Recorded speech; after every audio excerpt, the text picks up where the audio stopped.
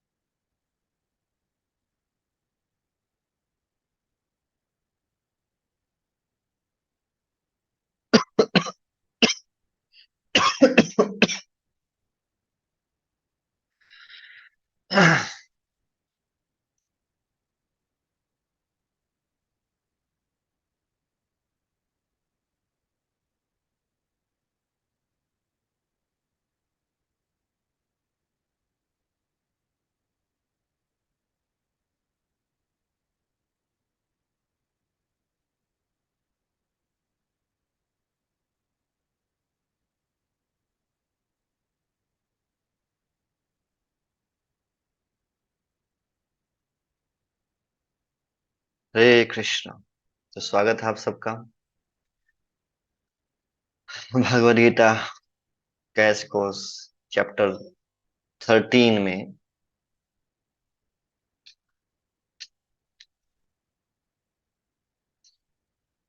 उम्मीद करते हैं कि आप लोग 12 अध्याय पढ़े होंगे और कुछ फायदा हुआ होगा। आज का जो टॉपिक रहेगा थोड़ा सा थ्योरेटिकल रहेगा, तो नहीं भी समझ में आए तो घबराने की जरूरत नहीं है। वैसे तो कोशिश करेंगे जितना बताया जा सकता है बताएंगे, फिर भी।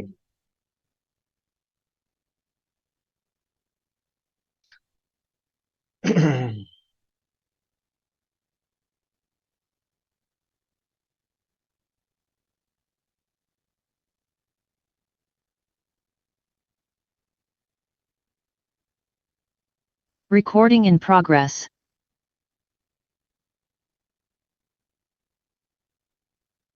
तो मंगलाचरण के साथ शुरू करेंगे। ओम अज्ञान तिमिरन्धस्य ज्ञानंजन शलाकया चक्षुरुन्मीलितं येन तस्मै श्री गुरवे नमः। श्री चैतन्य मनोभीष्टं स्थापितं येन भूतले स्वयं रूप कदा मह्यं ददाति स्वपदान्तिकम्।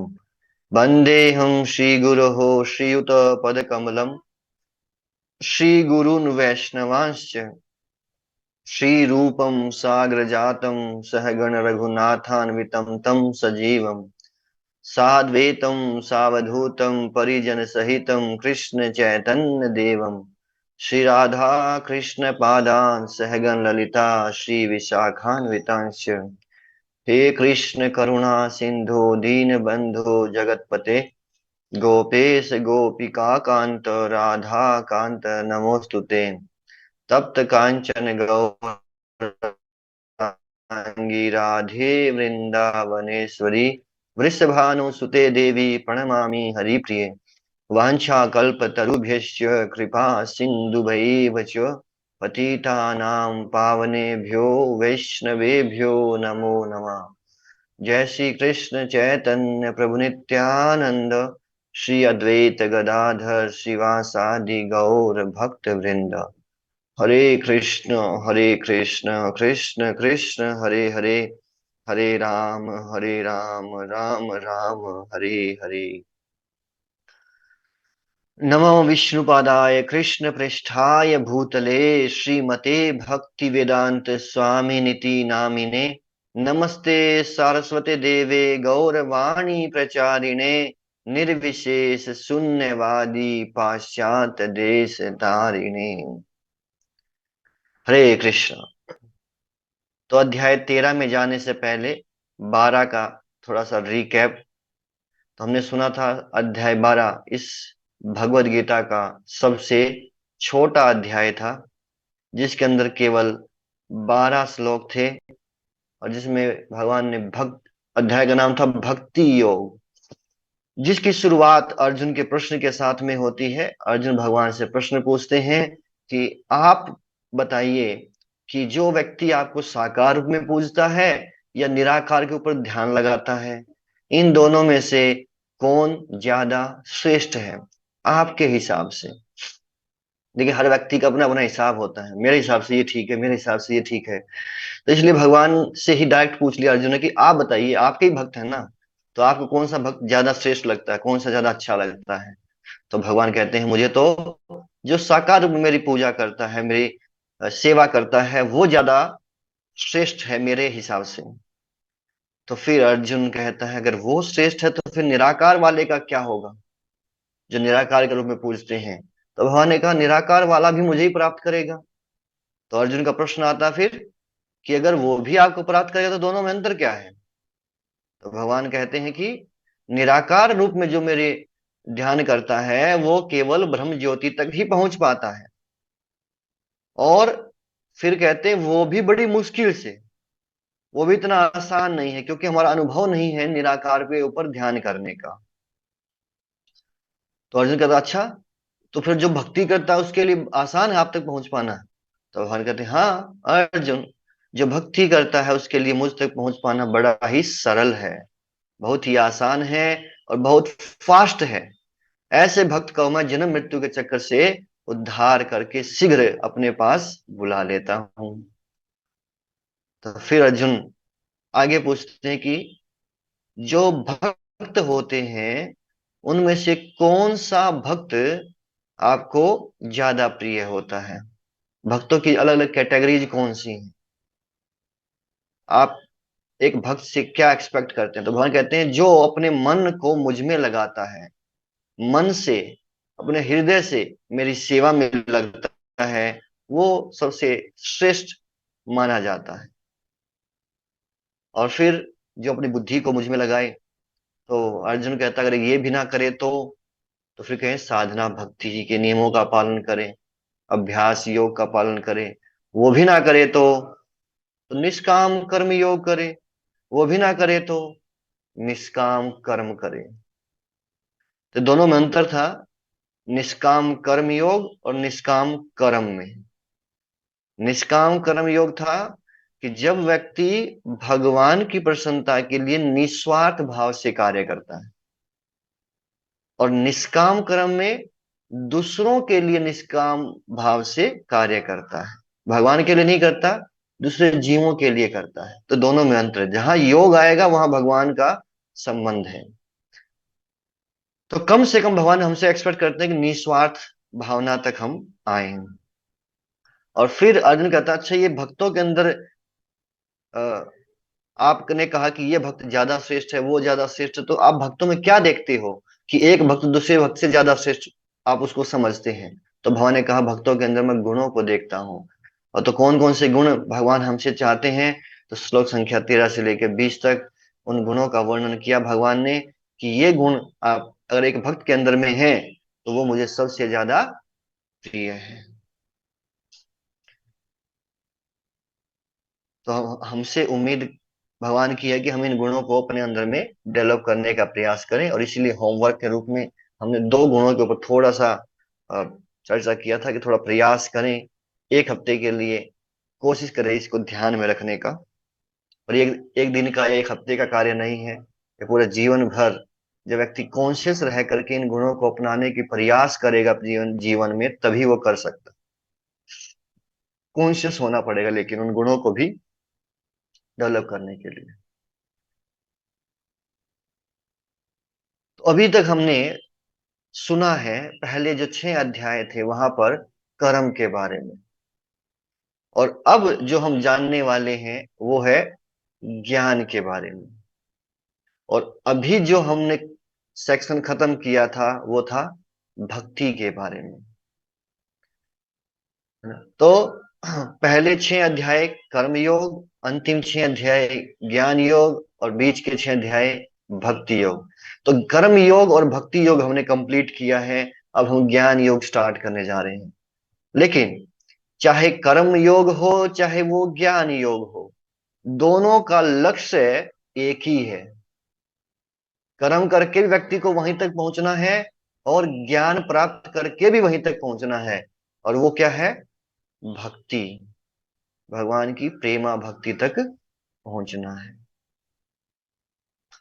इसी चीज को हमने दूसरे तरीके से भी देखा था कि जो पहले 6 अध्याय हैं वो स्वयं के बारे में है, आत्मा के बारे में है, जीवात्मा के बारे में है।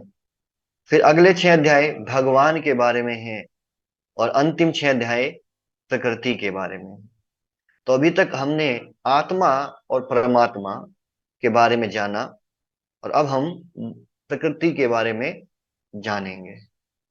तो भगवान अर्जुन को अलग अलग दृष्टिकोण से इस संबंध को बताते हैं। तो एक छोटा सा यहाँ से शिक्षा है कि देखिए, हर कोई जो हमारे लिए काम करता है या जो हमें जानता है या हमारे बारे में जो सोचता है, जरूरी नहीं कि हमसे प्रेम करता है। ये क्यों बताया जा रहा है? क्योंकि इस अध्याय का नाम है, जो जो सेक्शन का शुरुआत है वो है ज्ञान योग। तो जैसे मान लो कोई व्यक्ति काम करता है हमारे लिए, हमने उसको जॉब पे रखा है, काम पे। तो वो जरूरी नहीं कि हमसे प्रेम करता है इसलिए काम कर रहा है, को तो भाई उसको तो सैलरी चाहिए इसलिए काम कर रहा है। या जो हमारे बारे में सोचता है, जैसे कंस था। अब कंस तो भगवान कृष्ण के बारे में सोचता था लेकिन प्रेम नहीं करता था, उसको उनको मारने के लिए सोचता था। दुश्मनी में भी व्यक्ति दूसरे के बारे में सोच सकता था, तो जरूरी नहीं कि वो हमसे प्रेम करता हो। परंतु अगर कि अगर हमें भगवान के बारे में ज्ञान प्राप्त करना है, जानना है, तो उस ज्ञान का लक्ष्य यही होना चाहिए कि हम भगवान से प्रेम करना सीखें। अदरवाइज उस ज्ञान का कोई फायदा नहीं है। तो किस ज्ञान को कंप्लीट नॉलेज कहा जाता है? संपूर्ण ज्ञान किसे कहते हैं? जब व्यक्ति जीव, ईश्वर और प्रकृति के संबंध को, आपस में जो उनका इंटर रिलेशंस हैं, उनको समझ जाता है, तो कह सकते हैं कि वो संपूर्ण ज्ञान उसने प्राप्त कर लिया। अब भगवान क्या करते हैं? पहले 6 अध्याय में जीव को सेंटर में रखते हैं और जीव का ईश्वर से और प्रकृति से क्या संबंध है वो बताते हैं। फिर अगले 6 अध्याय में भगवान ने कृष्ण जो है वो ईश्वर को, भगवान को सेंटर में रखते हैं और फिर जीव का और प्रकृति का भगवान से क्या संबंध है ये बताते हैं। और अब अंतिम 6 अध्याय में प्रकृति सेंटर में होगी, मेन डिस्कशन प्रकृति के ऊपर होगा। लेकिन ये प्रकृति जीव और कृष्ण के साथ क्या संबंध है, क्या रिलेशन है, ये चर्चा करेंगे। तो एक ही चीज को अलग अलग एंगल से, अलग अलग व्यक्ति के दृष्टिकोण से समझाने का भगवान प्रयास करते हैं। और जो व्यक्ति जीव, ईश्वर और प्रकृति के बारे में जानता है और इनके आपस में संबंध क्या उसको जानता है, उसी को कहेंगे कि वो संपूर्ण ज्ञान को प्राप्त कर लिया उसने। तो ये जो अध्याय का शुरुआत है, इसका 12वें अध्याय से अगर हम देखेंगे तो कोई कनेक्शन नहीं नजर आता है। क्योंकि 12वें अध्याय में भगवान ने अर्जुन को लास्ट में यही बताया था कि ये गुण अगर आप डेवलप करोगे तो ऐसा भक्त मुझे बड़ा प्रिय है। तो भगवद गीता में शुरुआत में जो अर्जुन के जो प्रश्न थे, वो कृष्ण जो उनको उत्तर देते हैं अर्जुन के प्रश्नों के, उन उत्तरों से ही अर्जुन के मन में दूसरे प्रश्न उठते हैं और उन प्रश्नों को वो पूछते जाते हैं। लेकिन धीरे धीरे जब भगवान पूरा भक्ति योग का ज्ञान दे चुके हैं, तो उसके बाद अब कई प्रश्न ऐसे हैं जो अर्जुन के मन में पहले चल रहे थे, तो उसने सोचा कि जब इतना कुछ पता कर ही लिया है, इतना कुछ पूछ ही लिया है, तो जो मन में जो डाउट है वो भी पूछ लेता हूँ, है ना? तो ये जो प्रश्न है जिसकी शुरुआत भगवद गीता के 13वें अध्याय से हो रही है, ये अर्जुन का वही प्रश्न है जो उसके मन में पहले से था, पर उसको मौका नहीं मिला था कभी पूछने का। आज उसको अवसर मिला है, तो उसने कहा कि लगे हाथों ये डाउट भी अपना क्लियर कर ही लेता हूँ। और फिर अर्जुन पूछता है, अर्जुन कहता है, अर्जुन उवाच प्रकृतिम पुरुषं चैव क्षेत्रं क्षेत्रज्ञम् एव च एतद् वेदितुम् इच्छामि ज्ञानं ज्ञेयं च केशव। अर्जुन ने कहा, हे कृष्ण, मैं प्रकृति एवं पुरुष, क्षेत्र एवं क्षेत्रज्ञ, ज्ञान एवं ज्ञेय के विषय में जानने का इच्छुक हूं। तो इस अध्याय की शुरुआत अर्जुन के 6 प्रश्नों के साथ में होती है, और इस पूरे अध्याय में भगवान अर्जुन के 6 प्रश्नों का उत्तर देंगे। अब ये 6 प्रश्न क्या है? पहला प्रश्न है, प्रकृति क्या है? दूसरा, पुरुष क्या है? तीसरा, क्षेत्र क्या है? चौथा, क्षेत्रज्ञ क्या है? पांचवा, ज्ञान क्या है? और छठा, ज्ञेय क्या है? तो 6 प्रश्न है अर्जुन के, और इन प्रश्नों का उत्तर भगवान देने वाले हैं।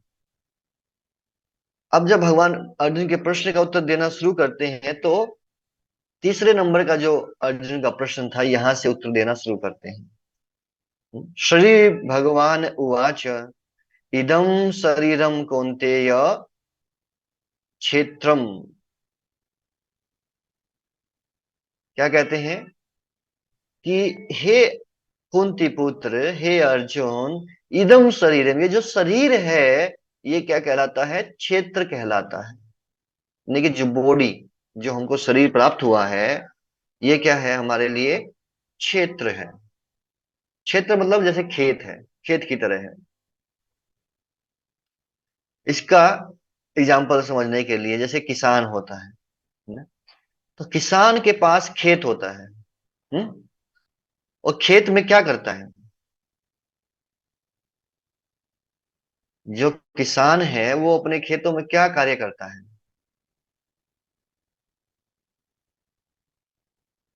खेती करता है। Very good. खेती करने के लिए सबसे पहले उसको क्या चाहिए? किस चीज से वो खेती करेगा? बीज चाहिए।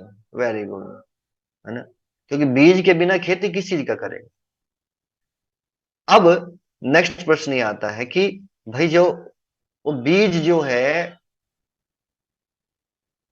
वो डालता है, तो जो बीज डालेगा, मान लो उसने बीज डाला है गन्ने का, तो क्या निकल के आएगा?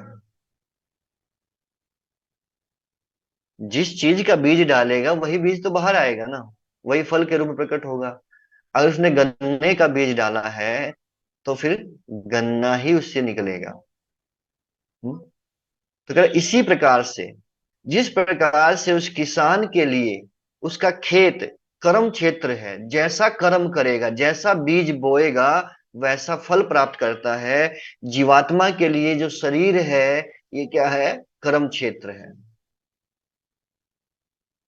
तो जैसा कर्म जीव इस शरीर में रहते हुए करता है, वैसा ही उसको फल मिलता है। तो उसका रिजल्ट क्या होगा? वही उसको बाद में प्राप्त होने वाला है। समझ में आ रहा है कि हमारे लिए जो हमारा जो शरीर है, मनुष्य शरीर विशेष रूप से, ये क्या है? कर्म क्षेत्र है। ये भी आपने पहले भी सुना होगा कि दो प्रकार की योनियां हैं। एक कहते हैं कर्म योनि, दूसरा कहते हैं भोग योनि। योनि मतलब शरीर, कह सकते हैं आप। तो जो मनुष्य का शरीर मिलता है, मनुष्य की योनि जो है, ये क्या है? कर्म क्षेत्र है, कर्म योनि है। इसमें आप जो कर्म करोगे,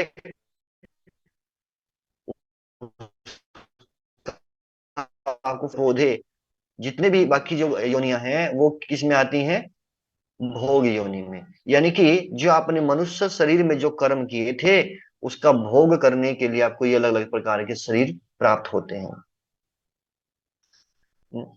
तो ये जो फार्मर का एग्जाम्पल दिया है, तो यहाँ पर हम भी, आत्मा क्या है, एक फार्मर की तरह, किसान की तरह है।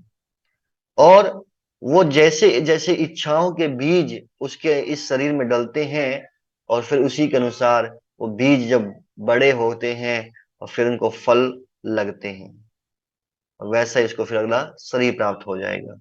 या हम जो कार्य करते हैं वो भी हमारे लिए अगले जीवन के बीज की तरह है, तो वो अगला शरीर हमको प्राप्त होगा।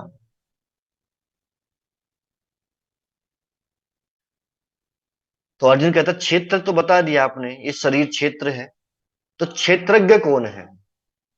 क्षेत्रज्ञ का अर्थ है क्षेत्रज्ञ। ज्ञ मतलब जानने वाला, क्षेत्र को जानने वाला। तो भगवान क्षेत्र को जानने वाला तो जीवात्मा है। भाई जो इस शरीर के अंदर में रहता है वही शरीर के बारे में जानता है, सुख दुख को वही अनुभव कर पाता है, कोई दूसरा थोड़ी करता है। कहते हैं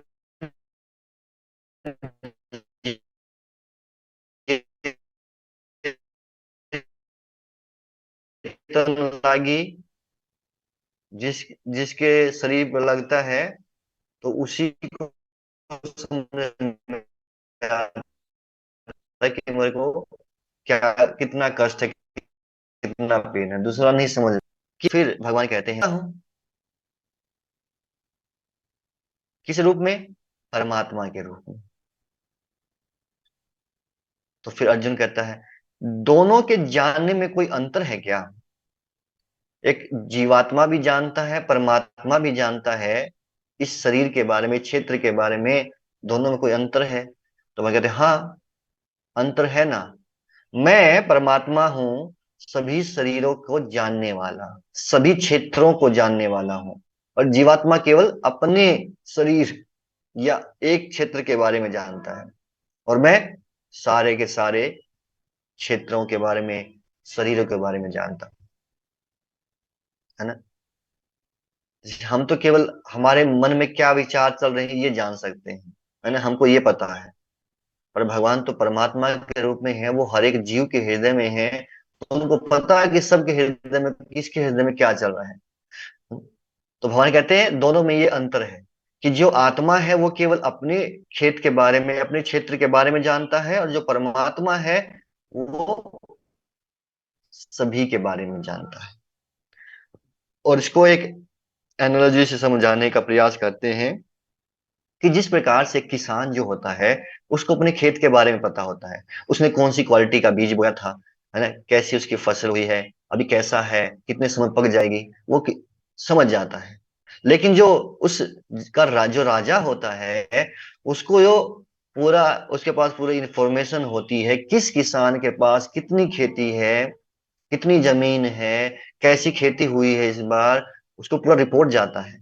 हालांकि वो राजा कार्य नहीं करता, कार्य तो किसान करता है, पर सारे किसानों के पास कितनी जमीन है, कैसे उन्होंने खेती की है, पहले का रिकॉर्ड क्या था, सारी की सारी इंफॉर्मेशन राजा के पास रहती है। उसी प्रकार से जो आत्मा है वो केवल अपने शरीर को जानता है, परंतु जो परमात्मा है उसके पास सारे के सारे शरीरों की इंफॉर्मेशन रहती है। तो क्षेत्र एक, क्षेत्रज्ञ दो हैं, एक शरीर को जानने वाले दो हैं, एक आत्मा और परमात्मा।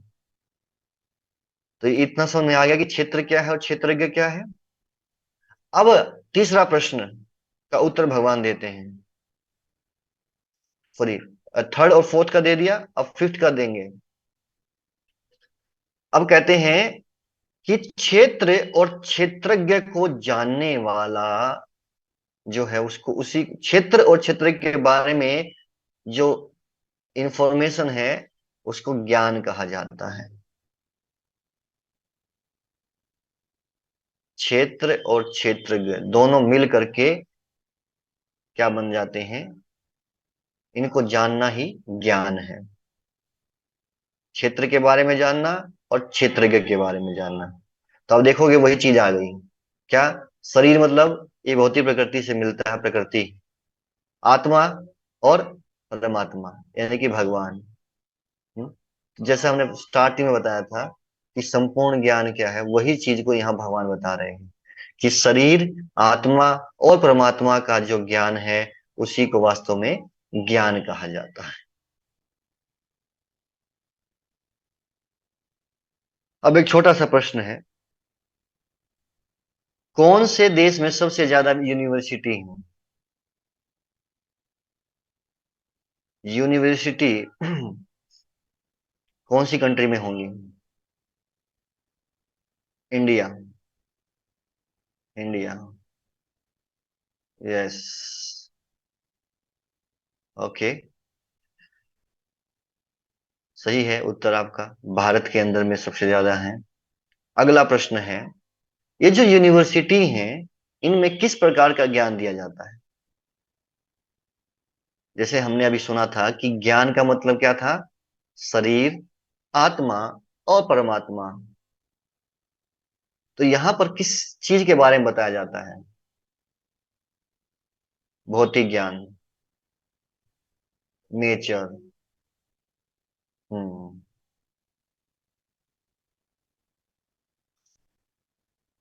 सभी सब्जेक्ट, परमात्मा, प्रकृति।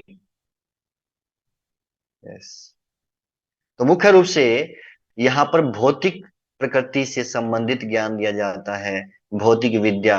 और वो भी पूर्ण रूप से नहीं, क्योंकि उनको खुद पूर्ण रूप से पता नहीं है, उस पर रिसर्च चलती रहती है। परंतु यहाँ पर देखिए भगवान शॉर्टकट में दे रहे हैं, लेकिन अ, बता रहे कि ज्ञान वास्तव में है क्या। तो देखेंगे इंडिया के अंदर में सबसे ज्यादा यूनिवर्सिटी है, उसके बाद यूएसए में है, फिर चाइना, इंडोनेशिया, इस तरह से आप सर्च करेंगे तो आप पता कर पाएंगे। इसी प्रकार से प्रभुपाद जी गए एमआईटी के अंदर में, इसका नाम सुना होगा, काफी फेमस यूनिवर्सिटी है एमआईटी। वहां पर प्रभुपाद जी को लेक्चर देने के लिए इनवाइट किया गया था। तो जब प्रभुपाद जी वहां जाते हैं तो पूछते हैं कि यहाँ पर कौन कौन से डिपार्टमेंट्स हैं। तो सब बताते हैं यहाँ अलग अलग डिपार्टमेंट्स हैं। फिजिक्स का है, केमिस्ट्री का है, बायोलॉजी का है, मैथमेटिक्स का है। तो प्रभुपाद जी पूछते हैं, इतनी बड़ी यूनिवर्सिटी है, यहाँ कोई ऐसा डिपार्टमेंट है जहाँ की ये बताया जाता हो कि आत्मा का अध्ययन करने के लिए, साइंस ऑफ सोल के बारे में कोई बताने वाला डिपार्टमेंट है? कोई नहीं था। यूनिवर्सिटी बहुत बड़ी है, पर वहां पर ये ज्ञान नहीं मिलता। आज के समय पर कुछ यूनिवर्सिटी ने भगवत गीता को जरूर अपने सब सिलेबस में ऐड किया है, कुछ यूनिवर्सिटी ने ऐड किया है, लेकिन मुख्य फोकस फिर भी जो है वो भौतिक ज्ञान ही है। हालांकि भारत को आध्यात्मिक गुरु कहा जाता है कि भाई आध्यात्मिक ज्ञान देने वाला देश यही है, पर भारत की ही बुरी हालत है कि लोग आध्यात्मिक ज्ञान को स्वीकार करना ही नहीं चाहते हैं और ना उनको दिया जाता है। सो जब तक हम आत्मा व परमात्मा का ज्ञान अर्थात आध्यात्मिक ज्ञान प्राप्त नहीं कर लेते, तब तक हमें कितना भी ज्ञान क्यों ना हो, वो अधूरा ही रहेगा। और जब तक अधूरा रहेगा ज्ञान, तब तक हमारे भीतर पूर्णता का अनुभव हम कैसे कर पाएंगे? यानी केवल material knowledge is not sufficient, spiritual knowledge is also required. और आध्यात्मिक ज्ञान से व्यक्ति वास्तव में शांति को प्राप्त कर पाएगा, भौतिक ज्ञान से नहीं होगा। तो अर्जुन का आगे प्रश्न आता है कि ये जो क्षेत्र आपने बताया था, यानी कि जो शरीर के बारे में, मैं इसके विषय में थोड़ा और जानना चाहता हूँ, तो थोड़ा और बताइए। तो भगवान कहते हैं ठीक है, बताता हूँ, लेकिन शॉर्टकट में बताऊंगा। तो अर्जुन कहता है शॉर्टकट में बताएंगे, पर मैं ज्यादा जानना चाहता हूँ, विस्तार से जानना चाहता हूँ। तो कहाँ से जान सकता हूँ? कौन सी किताब पढूं, कौन सा लेक्चर सुनूं, मैं बताइए, है ना? यूट्यूब पे है क्या? तो अर्जुन पूछ रहे हैं कहाँ से मिल सकता है? तो भगवान क्या कहते हैं, अर्जुन, विभिन्न ऋषियों द्वारा विभिन्न वैदिक लेखन में आप इस क्षेत्र के बारे में जान सकते हैं, और विशेष रूप से वेदांत सूत्र में। तो विशेष रूप से जो वेदांत सूत्र है उसके अंदर इस क्षेत्र का वर्णन किया गया है। तो आप वहां से इसको जान सकते हैं। तो क्या वर्णन किया है, तो थोड़ा सा भगवान कहते हैं मैं शॉर्टकट में बताऊंगा, तो ये भगवान का शॉर्टकट है, ज्यादा नहीं बता रहे हैं। क्या है, ये कहते हैं कि ये जो भौतिक प्रकृति है, भौतिक प्रकृति के अंदर जो अ, शरीर प्राप्त होता है, ये 24 एलिमेंट से मिलकर के बनता है, 24 तत्वों से मिलकर बना है। कौन से हैं वो 24 तत्व? जिसमें पंच महाभूत आते हैं, पृथ्वी, जल, अग्नि, वायु और आकाश। फिर उसके बाद आती है 5 ज्ञान इंद्रियां। ज्ञान इंद्रियां वो इंद्रियां हैं, वो सेंसेस जिनसे हम नॉलेज प्राप्त करते हैं, और इन्हीं के साथ जुड़े हुए हैं इंद्रिय विषय। किस के बारे में नॉलेज प्राप्त करेंगे? जैसे नाक है, नाक से हमको क्या, किस चीज के बारे में पता चलता है? गंध के बारे में, स्मेल, कैसी स्मेल है, अच्छी है, बुरी है। अगर अच्छी होती है तो व्यक्ति सूंघता है, बुरी होती है तो नाक बंद कर लेगा, है ना। तो ये इंद्रिया, ज्ञान इंद्रिया और इंद्रिय विषय, ये जुड़े हुए एक दूसरे के साथ में। जीभ से स्वाद का पता चलता है, खट्टा है, मीठा है, कड़वा है, तीखा है।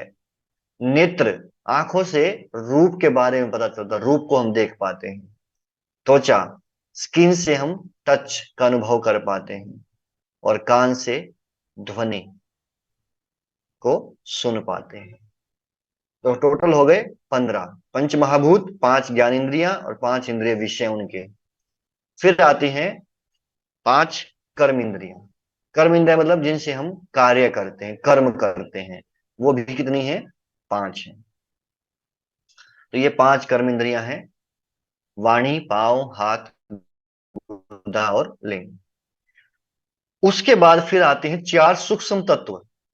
ये सूक्ष्म तत्व क्या हैं, जिनको हम देख नहीं पाते हैं, बहुत सटल है। और उसमें है मन। देखा किसने अपने मन को? मन को देखा हो आज तक? कैसा है? बुद्धि, बुद्धि को देखा हो, अहंकार को देखा हो, या फिर प्रधान। अब बाकी तो हमने थोड़ा बहुत शब्द सुन भी रखे हैं, लेकिन ये प्रधान कौन है, कौन से सोसाइटी का प्रधान है ना, इसके बारे में हो सकता है कुछ जानते भी हो। तो प्रधान क्या है वास्तव में? यदि आप श्रीमद् भागवतम पढ़ते हैं, तो भागवतम के अंदर में भगवान किस प्रकार से सृष्टि करते हैं, उस सृष्टि लीला का वर्णन किया गया है। तो उसमें कहते हैं कि सबसे पहले जब ये भौतिक सृष्टि भगवान बनाना चाहते हैं, तो क्या आता है? तब ये सारे के सारे जो एलिमेंट हैं, पंच महाभूत, ज्ञान इंद्रिया, कर्म इंद्रिया, इंद्रिय विषय, मन, बुद्धि, अहंकार, ये सब के सब एक अंडा, अंडे के रूप में रहते हैं, एक अंडे के रूप में रहते हैं, एक जगह पे सटल, और वो निष्क्रिय रहता है। उसके बाद जब भगवान उसके ऊपर दृष्टिपात करते हैं, अपनी आंखों से उसको देखते हैं, तो उसमें हलचल होती है। फिर वो महातत्व के रूप में कन्वर्ट होता है। तो ये जो अनमैनिफेस्टेड फॉर्म में सारे के सारे जो एलिमेंट्स बताए हैं, जब वो अनमैनिफेस्टेड फॉर्म में रहते हैं, उसी को प्रधान कहा जाता है। निष्क्रिय अवस्था में जो है वो प्रधान है। ये सारे के सारे एलिमेंट एक ही जगह पर हैं, अब ये प्रकट नहीं हुए हैं। फिर ये जब भगवान उसके ऊपर दृष्टिपात करते हैं, महतत्व बनता है, और फिर ये अलग अलग एलिमेंट्स की सृष्टि होती है। वहीं से अहंकार बनता है, वहीं से बुद्धि बनती है, वहीं से मन बनता है। और ये 5 इंद्रिय विषय, 5 ज्ञान इंद्रियां, 5 कर्म इंद्रियां और पंच महाभूत तब उससे निकलते हैं। तो करें इस प्रकार से ये जो शरीर है या क्षेत्र है ये 24 एलिमेंट से मिलकर के बना है। और जो ये शरीर है या क्षेत्र है, इसके अंदर में 6 प्रकार के विकार होते हैं। विकार का अर्थ है चेंज, परिवर्तन।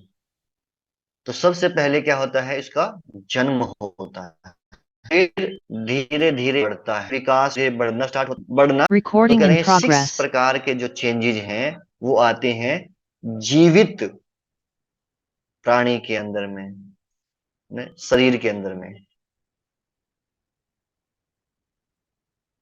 और जो निर्जीव है, जो जड़ है, उसमें कौन सा आएगा इनमें से? जड़ के अंदर में, जैसे मान लो ये मोबाइल है, ठीक है। अब मोबाइल जो है, इसका जन्म होता है, फिर ये बढ़ता है, फिर ये अपने जैसे दो चार मोबाइल पैदा कर देता है। ऐसा होता है क्या? नहीं होता। तो क्या होता है इसका? अगर ये पड़ा रहेगा तो क्या होगा, धीरे धीरे मोबाइल का क्या होगा? कोई भी चीज घर में आप रखते हो, धीरे धीरे डिस्ट्रक्शन होगा। तो इनमें से कौन सा वो डिस्ट्रक्शन वाला? ये 6 स्टेज जो बताई हैं, इन 6 में से मृत्यु, पतन, यस, तो उसका पतन हो जाता है। धीरे धीरे खराब होना स्टार्ट हो जाएगा, जंग लगना स्टार्ट हो जाती चीजों को। जो चीजें खड़ी रहती हैं, यूज नहीं होती हैं, क्षीण होना स्टार्ट होता है। हाँ, बहुत लोग ये प्रश्न पूछते हैं, और इसका प्रश्न का उत्तर हम पहले दिए थे, लेकिन फिर भी आप गूगल पर जब टाइप करते हैं कि भगवान ने मुझे ऐसा क्यों बनाया, बहुत लोग इस प्रश्न को पूछते हैं, है ना। यहाँ तक कि शीशे के सामने खड़े होकर के कई बार सोचते हैं, यार मैं ऐसा क्यों हूं। गाना भी गाते हैं, मैं ऐसा क्यों हूं। तो कौन बताना चाहता है कि आप ऐसे क्यों हैं, ना? आप ऐसे क्यों हैं?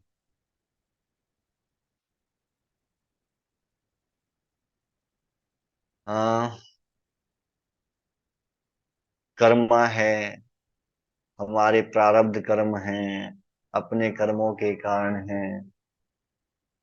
यस, आप सब तो बहुत बुद्धिमान हो गए हैं। तो अपने कर्मों के कारण ही व्यक्ति, क्योंकि हमने एग्जाम्पल दिया था खेत का, है ना, कि जिस प्रकार से किसान जैसी खेती करेगा, जैसे बीज डालेगा, वैसे ही तो फसल निकलेगी। उसी प्रकार से आप ऐसे क्यों हैं? क्योंकि आपने ऐसे कर्म किए हैं। तो उसी कर्म का फल अभी हमें मिल रहा है, और अभी भी अगर हम कर्म करते रहेंगे तो आगे भी इसका फल मिलता रहेगा। इसलिए भगवान ने पहले कर्म योग के अंदर भगवान ने कहा, भाई कर्म करना बंद कर दो, मेरे लिए कर लो, कर्म योग करो, कर्म मत करो, कर्म योग करो। तो अगर कर्म योग करेंगे तो आप क्या होगे, कर्म बंधन से मुक्त हो जाएंगे। फिर आपको कोई रिएक्शन नहीं होगा, नहीं तो every action have equal and opposite reaction, ये थ्योरी चलेगी फिर। इसलिए बेटर है कि क्या करो, आप एक्शन करना ही बंद कर दो, तो कर्म फल ही नहीं होगा। जब कर्म फल नहीं होगा तो फिर आप को बार बार ये ऐसा शरीर नहीं लेना पड़ेगा। तो हम जैसे भी हैं, हमारा शरीर जैसा भी है, हमारे स्वयं के कर्मों के कारण ही है। और जब व्यक्ति इस बात को समझ लेता है तो भगवान से शिकायत करना बंद कर देता है, और उसका जीवन के प्रति नजरिया बदल जाता है। मैं हमेशा बीमार ही क्यों रहता हूँ, सारी समस्या मुझे ही क्यों आती हैं, सब मुझे ही क्यों परेशान करते हैं? तो क्यों करते हैं? क्योंकि हमारे कर्मों के कारण। तो भगवान, अगर व्यक्ति इस बात को समझ जाता है तो फिर क्या होगा, भगवान से शिकायत करेगा, मेरी वाइफ ऐसी क्यों है, हमेशा लड़ती रहती है, मैं, है ना, ये हस्बैंड ऐसे क्यों है। तो क्यों है? क्योंकि हमने ही ऐसे कर्म किए जो हमको मिले हैं ऐसे। तो जब व्यक्ति इस बात को समझ जाएगा तो भगवान से शिकायत नहीं करेगा, भगवान आपने किसके गले बांध दिया, है ना।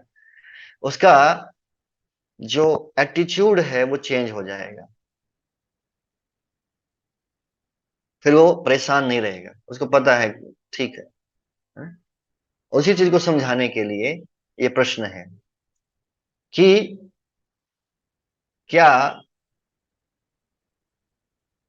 सभी प्रकार के जो बीज हैं, ना, बहुत अलग अलग वैरायटी के जो बीज होते हैं, उनको जब हम डालते हैं तो एक ही टाइम पे फल देते हैं, कि ये और एक ही प्रकार का फल देते हैं क्या?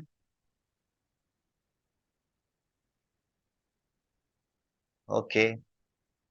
नहीं नहीं नहीं, सभी प्रकार के बीज एक समय पर नहीं उगते और ना ही एक प्रकार का फल देते हैं।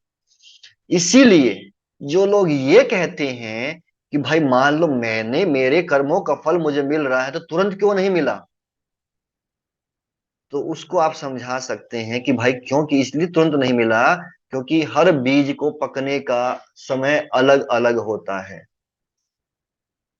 एक आप नारियल का लगाएंगे और एक आप गाजर का बीज लगा दीजिए, तो गाजर जल्दी पक जाएगी, उसका जल्दी फल मिलेगा। और जो नारियल है उसको कई सालों बाद उसको रिजल्ट मिलने वाला है। उसी प्रकार से हमारे जो कर्म हैं, उन कर्मों में से कुछ कर्मों का फल हमको तुरंत मिल जाता है ना, उसी समय भी मिल सकता है। मान लो आ, किसी के साथ आपकी लड़ाई हो गई है ना, और उसने आपको एक थप्पड़ मारा है, कर्म कर दिया उसने आपको। अब आप चाहो तो उसी समय उसको मार सकते हैं, या फिर आप ये सोचो कि यार अभी तो मैं अकेला हूं, कल दो चार लोगों को लेके आऊंगा तब मारूंगा इसको, है ना, नहीं तो अकेले अकेला हूं तो मुझे फिर और मारेगा ये। तो अब उसने जो कर्म किया था उसका फल आप उसको 2 दिन बाद देने वाले होगे, लेकिन उसको फल जैसे ही दोगे तो आपको भी कर्म लग जाएगा, फिर आपको इस कर्म का फल फिर वो देगा बाद में। कब देगा ये पता नहीं है। तो ये चलता रहता है, कर्म व्यक्ति करता है, फिर उसका फल उसको मिलता है?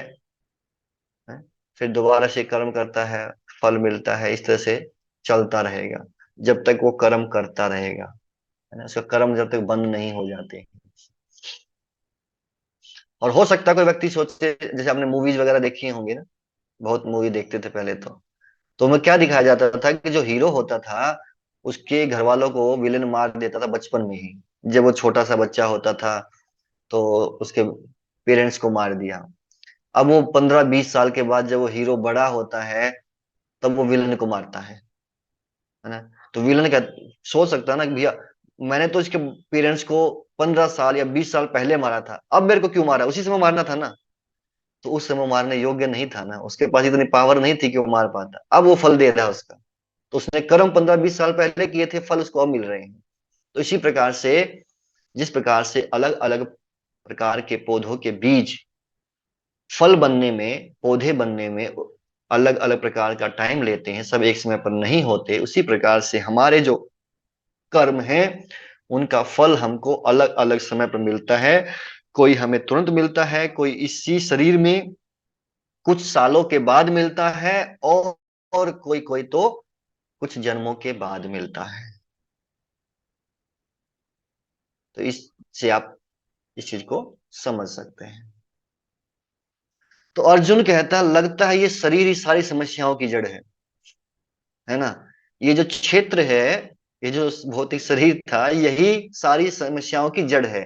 तो इस क्षेत्र की सीमाओं को कैसे पार किया जाए, कैसे से छुटकारा मिलेगा हमको, फ्रीडम कैसे मिलेगी शरीर से, है जिसकी वजह से हमको बार बार बंधन में फंसना पड़ता है। तो भगवान कहते हैं अर्जुन ज्ञान से।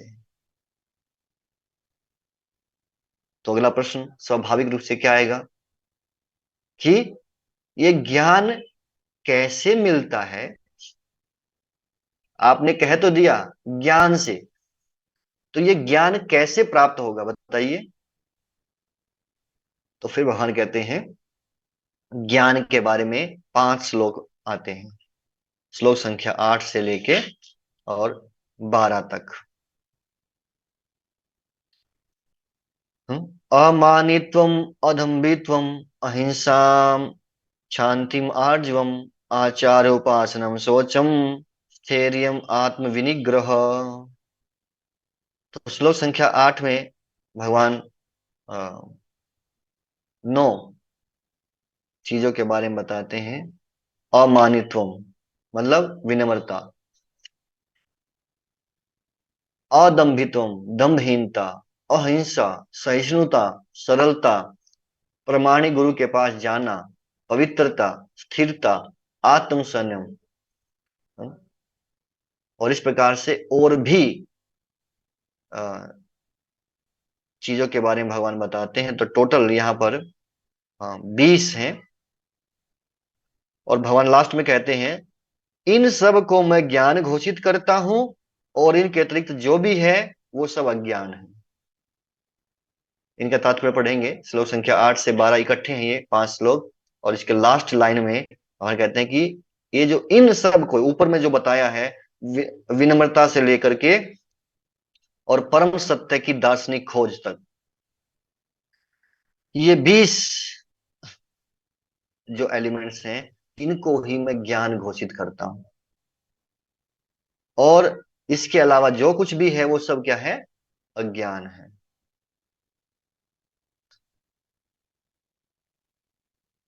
और इन 20 में से अगर आपके पास एक है, तो बाकी 19 अपने आप आ जाएंगे। अब वो कौन सा है, वो आप पढ़ेंगे। तो यहां पर लिखा है कि मेरे प्रति निरंतर अनन्य भक्ति, जो कहने भगवान के प्रति जो भक्ति में लग जाता है, भगवान की भक्ति में लग जाता है, उसके अंदर ये सारे गुण अपने आप आ जाते हैं। तो सबसे महत्वपूर्ण है कि भक्ति में लगना, फिर ये गुण आ जाएंगे। अब भक्ति में लगने के लिए उसको क्या करना पड़ेगा? तो यहाँ पर फिर आता है प्रमाणिक गुरु के पास जाना, फिर उनसे शिक्षा ग्रहण करना, फिर तो उसके उनके आदेशों का पालन करेगा तो धीरे धीरे ये सारी क्वालिटी अपने आप आ जाती है। तो अगला प्रश्न आता है कि आध्यात्मिक ज्ञान और जो भौतिक ज्ञान है, दोनों को प्राप्त करने की विधि एक ही है क्या? सेम प्रोसेस है भौतिक ज्ञान और आध्यात्मिक ज्ञान को प्राप्त करने का? नहीं। हम्म। दोनों का अलग अलग है। तो ये हमने चर्चा किया था कि श्लोक संख्या 8 में 9 गुण बताए हैं, और 9 से 12 के अंदर में 11 गुणों का वर्णन हुआ है, तो टोटल मिला के 20। तो आध्यात्मिक ज्ञान को जागृत करने के लिए इन 20 माध्यमों या गुणों को विधिवत स्वीकार करना होता है। अब देखिए, पिछले अध्याय में भगवान ने गुणों के ऊपर बहुत स्ट्रेस किया था कि मैं चाहता हूं इन गुणों को व्यक्ति अपने अंदर लेकर के आए। और यहां भी भगवान इन 20 गुणों को, 20 माध्यमों को बता रहे हैं कि जिस व्यक्ति के पास में ये चीजें हैं, वो मतलब ज्ञान है वास्तव में। तो इन दोनों अध्यायों से हम ये समझ पा रहे हैं कि भगवान कितना स्ट्रेस दे रहे हैं कि हम इन गुणों को अपने अंदर लेकर आने का प्रयास करें। और बिना प्रयास के कुछ भी नहीं होता। एक दिन में आने वाली चीज नहीं है। This is practice. प्रैक्टिस करने से होगा, अभ्यास करना पड़ेगा। कुछ लोगों के अंदर स्वाभाविक रूप से होता है, और कुछ को अभ्यास करना पड़ेगा। तो ऐसा नहीं कि नहीं हो सकता है, इम्पॉसिबल नहीं, पॉसिबल है, पर उतना इसको प्रैक्टिस करना है। अगला प्रश्न अर्जुन पूछते हैं कि भाई, ये जो 20 माध्यम आपने बता दिए, या जो जिसको आपने ज्ञान कहा है, इस ज्ञान का उद्देश्य क्या है, लक्ष्य क्या है? ज्ञान से किसको जानना है ना? जैसे व्यक्ति कुछ भी चीज सीखता है तो उसके पीछे एक मोटिव होता है ना, क्यों सीख रहा है?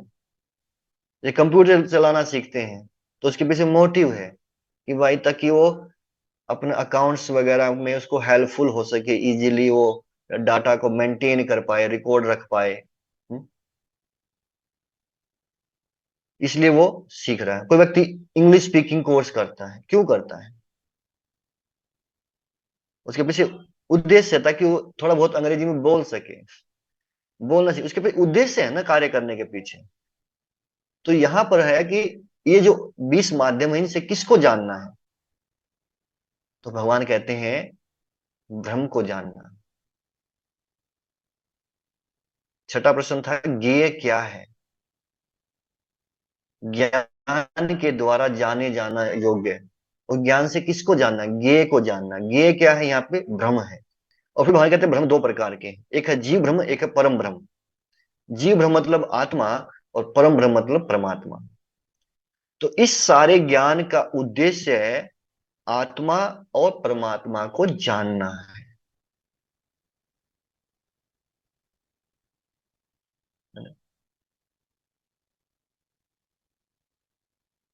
भौतिक संसार में क्या है, भौतिक ज्ञान में क्या है? हमने प्रश्न पूछा था कि आध्यात्मिक ज्ञान और भौतिक ज्ञान जो है दोनों को प्राप्त करने की विधि सेम है या अलग है ना? अब जैसे आपको फोटो में दिखाई दे रहा है, एक लड़का है और उसके पास में एक कैमरा पड़ा हुआ है ना? तो यहाँ पर जानने वाला और जिसे जानना है वो एक ही है क्या? जानने वाला और जिस वस्तु को जानना है वो दोनों सेम है या अलग अलग?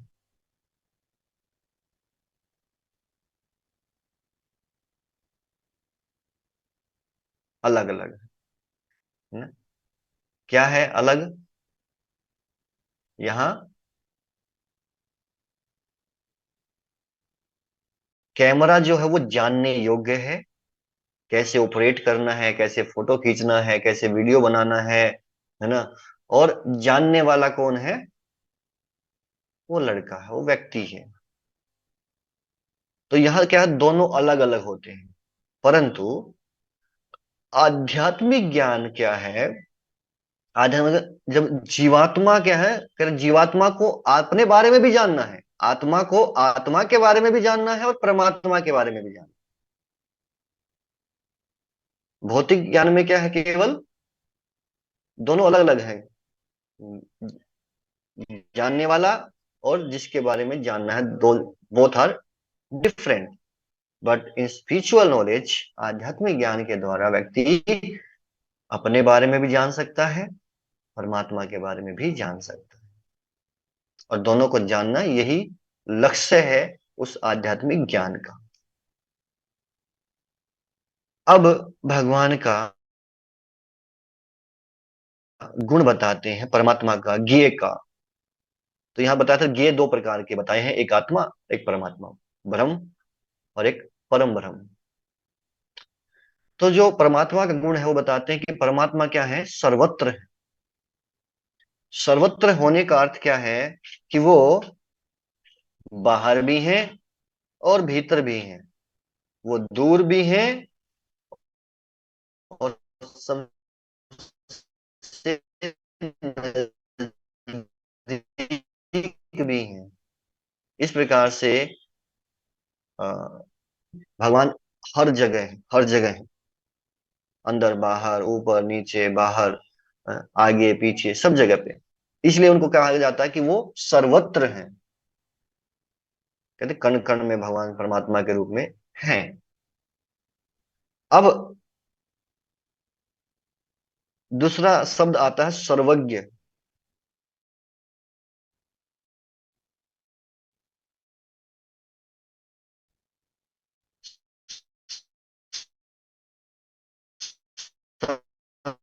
सर्वज्ञ का अर्थ होता है सब कुछ जानने वाला। सर्वज्ञ पर एक शरीर के बारे में कुछ पता है। तो ऐसा क्यों है कि हम सर्वज्ञ नहीं है, ऐसा क्यों?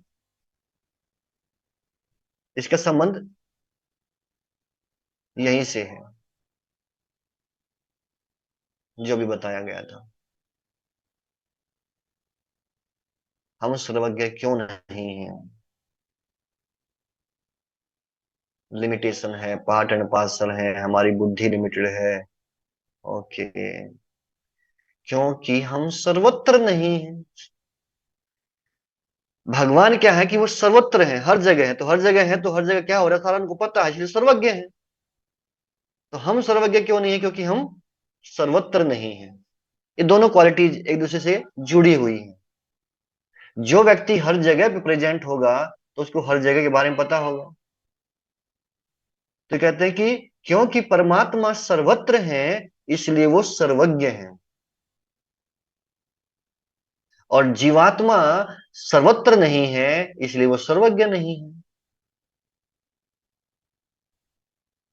तो अगला प्रश्न है, क्या वो दिखते हैं? परमात्मा दिखते क्यों नहीं है? तो हमने बताया था कि परमात्मा की तो बात छोड़ दीजिए, हम तो मन बुद्धि अहंकार भी नहीं देख पाते। क्यों? क्योंकि वो बहुत सूक्ष्म है,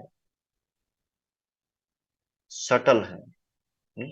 सूक्ष्मत्वात्। तो ये क्वालिटी जो है ये बताई जा रही है कि भगवान परमात्मा के रूप में कैसे सर्वत्र है और वो सूक्ष्म है। फिर अगला, परमात्मा हमारे भीतर कहाँ रहते हैं? ये तो आप लोगों को पता ही होगा। हम्म? कहाँ रहते हैं?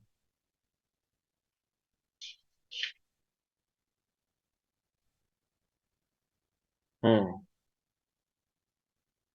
हृदय, आत्मा, हार्ट में रहते हैं। ओके। चलो इसके ऊपर में एक और प्रश्न आएगा लेकिन हम बाद में पूछेंगे। चलो इतना हम मान लेते हैं कि भगवान कह रहे हैं हृदय सर्वस्य विष्ठितम, मैं सबके हृदय में रहता हूँ। ठीक है। तो अगर भगवान हर जगह है, हर एक के हृदय में है, तो क्या वो बटे हुए हैं, डिवाइडेड है क्या भगवान? हाथ उधर चला गया, पैर उधर चला गया, नाक उधर चली गई, कान उधर चला गया, सिर उधर चला गया, कुछ ऐसा है? नहीं, वो एक ही है। बदे बटे हुए नहीं है, बल्कि वो अपने आप को विस्तारित करते हैं अलग अलग रूपों में। जैसे एक एग्जाम्पल से चीज को समझाते हैं कि जैसे अभी गर्मियों में सूर्य बहुत तेजी के साथ, इसका तेज बहुत ज्यादा होता है, ज्यादा प्रकाश देता है, गर्मी देता है। तो सूर्य जो है जब आकाश में होता है तो हमने मान लो 5 मटके भरे पानी के, तो उन मटकों के अंदर सूर्य की परछाई दिखाई देती है कि नहीं दिखाई देती है? 5 में दिखाई देती है। यस।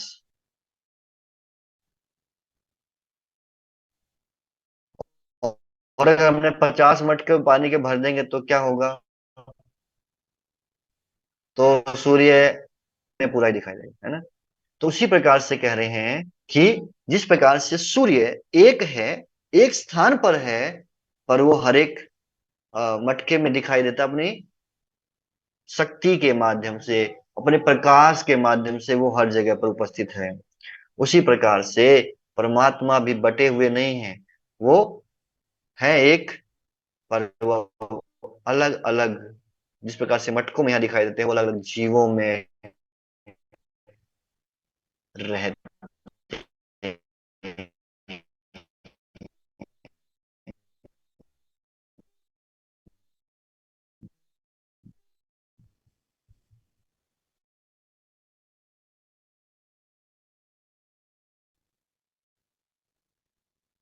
तो ये माँ भी हृदय में रहती हैं। तो जब हार्ट ट्रांसप्लांट करते हैं, किसी का हृदय खराब हो जाता है, काम करना बंद कर देता है, दूसरे का चेंज करते हैं, तो क्या होता है? वो आदमी बदल जाता है क्या? उसकी आत्मा चली जाती है और जिसका हृदय डाला और उसकी आत्मा उसमें आ जाती है?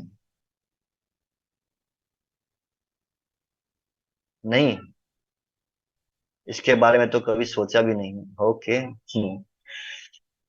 नहीं, आपने नहीं सोचा लेकिन फिल्म बनाने वालों ने सोचा है।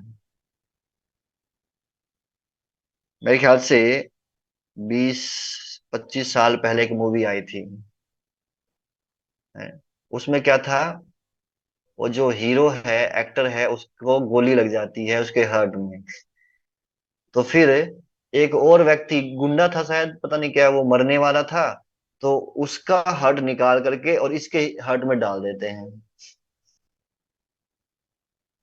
और फिर क्या है, ये व्यक्ति शरीर इसका है, पर ये हरकतें वैसी करता है जैसे वो करता था, जिसका हार्ट उसमें डाला है। तो ये केवल फिल्मों में होता है, वास्तविकता में ऐसा नहीं होता है। आत्मा कहीं नहीं जाती, क्योंकि आत्मा हृदय में रहती ही नहीं। ये तो अलग चीज हो गई। लेकिन हमने सुना था कि जो सोल है और सुपर सोल है वो रहते हैं हमारे शरीर के अंदर, कहाँ? In the region of the heart. जो हृदय है उसके एरिया में ही रहते हैं, पर ये नहीं कि उसके अंदर में ही रहते हैं। और एक और हृदय हमारे अंदर में है जो कि सटल होता है, जो कि इस हृदय को पंप करता है। अगर ये जो हार्ट है इसका काम क्या होता है? टू पंप द ब्लड, है ना, खून को सर्कुलेट करता है ये पूरे शरीर के अंदर में। तो इसको जो पंप करने के लिए, जैसे बाहर में आपको कोई मोटर चलानी हो तो उसको करंट देना पड़ता है, अपने आप नहीं चलती। उसी प्रकार से जो हार्ट है इसको पंप कौन करता है? तो वो सटल हार्ट, सूक्ष्म हृदय के अंदर में ये रहती है, जो कभी ट्रांसप्लांट नहीं होता। और वहीं से ये जो आत्मा है उसको पंप करती है। और जब तक आत्मा है तब तक वो हृदय पंप करेगा, जब वो आत्मा निकल जाएगी तो फिर वो खराब हो जाता है। तो अभी तक भगवान ने 4 प्रश्नों के उत्तर दिए हैं। पहला, क्षेत्र क्या है? दूसरा, क्षेत्रज्ञ क्या है? ज्ञान क्या है? और ज्ञेय क्या है? तो क्षेत्र बताया भगवान ने, शरीर है। क्षेत्रज्ञ, इस शरीर को जानने वाला। तो शरीर को जानने वाले दो हैं, एक आत्मा, एक परमात्मा। फिर भगवान ने बताया ज्ञान क्या है। तो ज्ञान क्या है? क्षेत्र और क्षेत्रज्ञ के बारे में जानना ही ज्ञान है। और ज्ञान के 20 एलिमेंट्स बताए थे, श्लोक संख्या 8 से लेके 12 तक। ये भगवान कहते हैं ये सब ज्ञान है, इसके अलावा जो कुछ है वो सब अज्ञान है। और इस ज्ञान का उद्देश्य क्या है? इसको, ज्ञान को प्राप्त करने का मोटिव क्या है? तो ज्ञेय को जानना। वो ज्ञेय क्या है? भ्रम। तो 2 प्रकार का भ्रम बताया, जीव भ्रम और परम भ्रम। जीव भ्रम मतलब आत्मा, परम भ्रम मतलब परमात्मा। तो ये भी 2 हो गए, आत्मा और परमात्मा। अब जो पहले 2 प्रश्न थे उनका आंसर भगवान करते हैं। पहले, सबसे पहले पूछा था प्रकृति क्या है और पुरुष क्या है। तो भगवान कहते हैं प्रकृति वो है जिसका भोग किया जाता है, और पुरुष वो है जो भोग करता है। लेकिन ये दोनों ही मेरी शाश्वत शक्तियां हैं। और आपको याद हो तो इसके बारे में हम पहले चर्चा किए थे 7वें अध्याय में। याद है किसी को? भगवान ने कहा था मेरी 2 प्रकार की शक्तियां हैं, एक अपराशक्ति और एक पराशक्ति। और याद है तो बताइए, पराशक्ति कौन सी थी और अपराशक्ति कौन सी थी?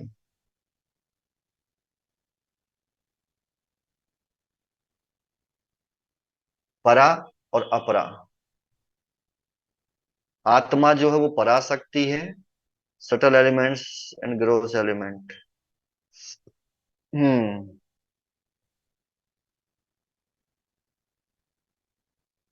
और जो प्रकृति है वो क्या भगवान की?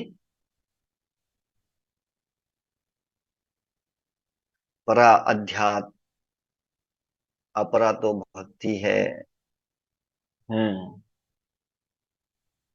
और थोड़ा सोचिए, रिवाइज कीजिए।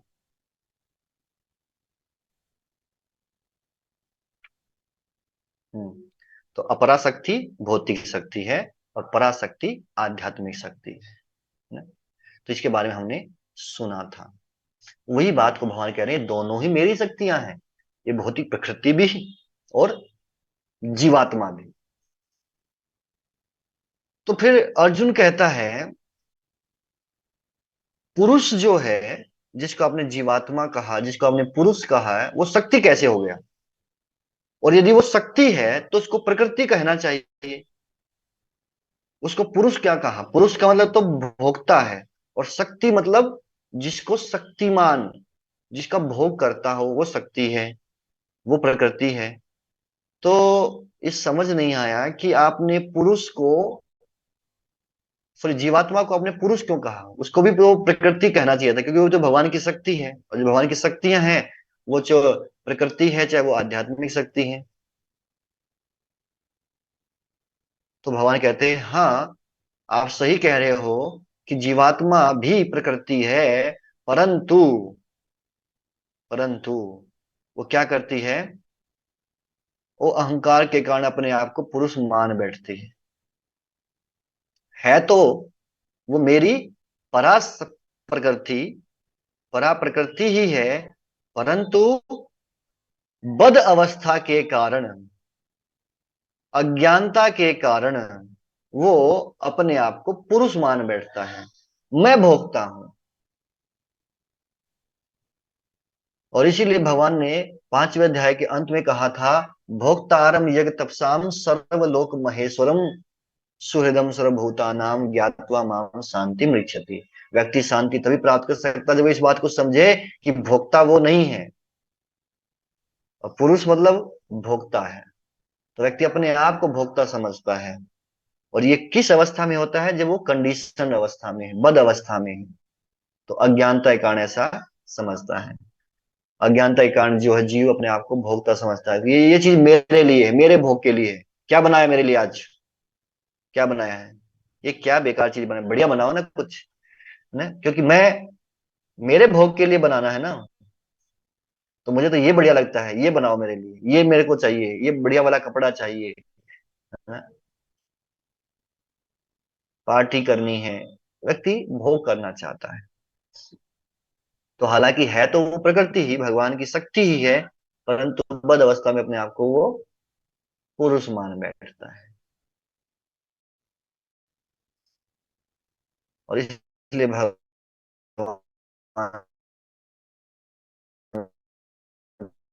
कहते हैं, पुरुषः प्रकृतिस्थो ही भुंक्ते प्रकृति जान गुणान, कारणम गुण करता हुआ प्रकृति में ही जीवन बिताता है, और यह उस प्रकृति के साथ उसकी संगति के कारण है। इस तरह से उत्तम और अधम योनियां मिलती रहती हैं। तो 3 गुणों का प्रभाव जो है उसके बारे में बताते हैं कि भौतिक प्रकृति के साथ संपर्क करने के कारण जीव अपने आप को, उस जिस गुण में वो संपर्क करता है उसी गुण में अपने आप को मानता है, और उसी के अनुसार कार्य करता है। और उसी के कारण उसको फिर अलग अलग प्रकार के शरीर मिलते हैं, किसी को अच्छा मिलेगा उत्तम, और किसी को अधम मिलता है। तो सब प्रकृति के गुणों के कारण हो रहा है। तो इस अध्याय में प्रकृति के गुणों के कारण होता है ये बताएंगे, और फिर वो गुण क्या हैं, कैसे काम करते हैं, वो अगले अध्याय में बताएंगे। तो फिर अर्जुन कहता है, अगर वो बद अवस्था में अपने आप को पुरुष मानता है, तो असली पुरुष कौन है? वास्तविक पुरुष या वास्तविक भोक्ता कौन है? तो भाई कहते हैं, उपदृष्टा अनुमंता च भर्ता भोक्ता महेश्वर परमात्मेति चाप्य युक्तो देहे अस्मिन पुरुषा परः। हे अर्जुन, तो भी शरीर में एक अन्य दिव्य भोक्ता है, जो ईश्वर है, परम स्वामी है, और साक्षी तथा अनुमति देने वाले के रूप में विद्यमान है, और जो परमात्मा कहलाता है। तो कहते हैं वास्तविक भोक्ता या वास्तविक पुरुष कौन है? तो वो कहते हैं परमात्मा है। और परमात्मा का विशेष रूप से कार्य क्या है? उपदृष्टा अनुमंता च। उपदृष्टा मतलब साक्षी, गवाह, गवाही देने वाले भगवान है, विटनेस, आई विटनेस है। और अनुमंता, परमिशन देने वाले, अनुमति देने वाले। तो ये कार्य है परमात्मा के।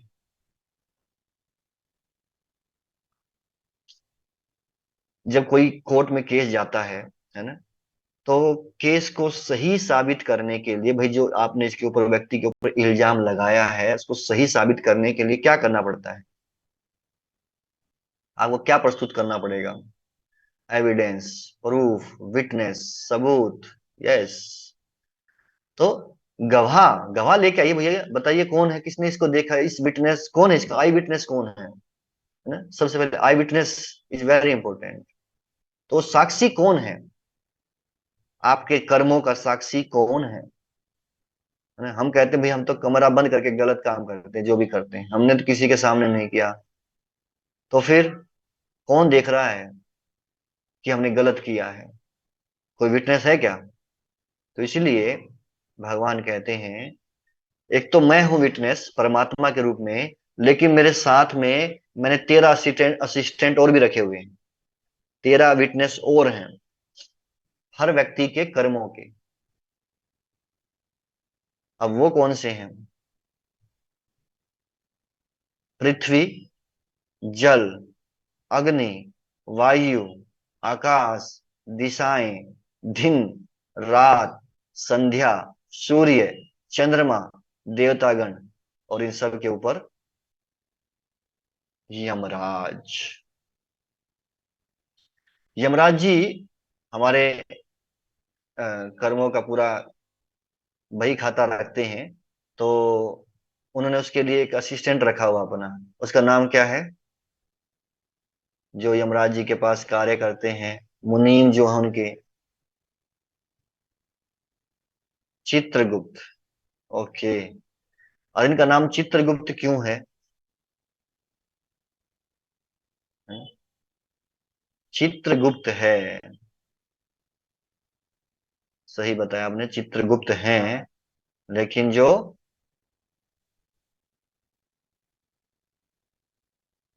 छुप छुप के चित्र खींचते हो, इनके ना चित्रगुप्त, जो गुप्त तरीके से चित्र खींचता हो, पता भी ना चले आपको, आपको लगता है कोई नहीं देख रहा मुझे, पर ये वहां भी खींच लेते हैं आपका फोटो, इसलिए इनका नाम है चित्रगुप्त। ठीक है। तो आप इनसे छुप करके कुछ नहीं कर सकते, ये आपका फोटो तुरंत खींच लेंगे, चाहे आप कोई अच्छा कर रहे हैं, चाहे आप बुरा कार्य कर रहे हैं। और व्यक्ति करेगा कहाँ पे, या तो पृथ्वी के ऊपर करेगा तो पृथ्वी गवाह, जल के अंदर करेगा जल गवाह, अग्नि के अंदर करे तो अग्नि, वायु के अंदर वायु, आकाश, किसी भी दिशा, है ना। एक कमरा बंद भी कर देंगे तो क्या होगा, वहां पे दिशाएं तो हैं, रात्रि तो है, पृथ्वी तो है, हवा तो है, कुछ ना कुछ तो है ही वहां पे। तो व्यक्ति एक ऐसा स्थान कहीं नहीं है जहाँ की कोई विटनेस ना हो। इसलिए कोई ये नहीं कह सकता भाई मेरे कर्मों का फल मुझे गलत मिल रहा है, नहीं। इस संसार के अंदर हो सकता है कोई आई विटनेस ना मिले, आपको गलत फैसला सुनाया जा सकता है, गलत सजा मिल सकती है, पर भगवान के दरबार में ऐसा नहीं है। वहां तो विटनेस अवेलेबल है, और हर एक व्यक्ति के लिए है। तो वहां कोई किसी को गलत नहीं मिलता, जिसका किया है उसी को भरना पड़ता है, दूसरे का नहीं होता। तो ये जो नियम है कर्म का नियम, कि भैया अपना कर्म करोगे तो खुद भरोगे, इस किस लिए है, ताकि व्यक्ति जिम्मेवार बने, है ना। कि उसको पता है कि अगर मैं गलत करूंगा तो मेरे को ये फल भोगना पड़ेगा। तो कर्म का नियम जो बनाया गया है वो हमें जिम्मेवार बनाने के लिए बनाया गया है। यदि ये नियम ना हो, कोई देखने वाला ही नहीं है कि भाई कर्म करने से किसको क्या फल मिलने वाला है, तो समाज में सुव्यवस्था और शांति कभी भी नहीं हो सकती। इंसान के नियमों को व्यक्ति तोड़कर बच सकता है, परंतु भगवान के नियमों को तोड़कर नहीं बच सकता है। समझ में आया क्यों ये कर्म का नियम बनाया गया है। मान लो कोई पूछने वाला है, ट्रैफिक के जो नियम है वो इसलिए बनाए गए हैं ताकि सिस्टमैटिकली ट्रैफिक चलता रहे। अगर वो रेड लाइट खराब हो जाती है क्या होगा, ये सोचता है, इधर वाला सोचता मैं निकल जाऊं पहले, इधर वाला सोचता मैं निकल जाऊं, सामने वाला सोचता मैं निकलूं, और इधर वाला सोचता मैं निकलूं, और सब एक साथ आएंगे, जाम और एक्सीडेंट होने की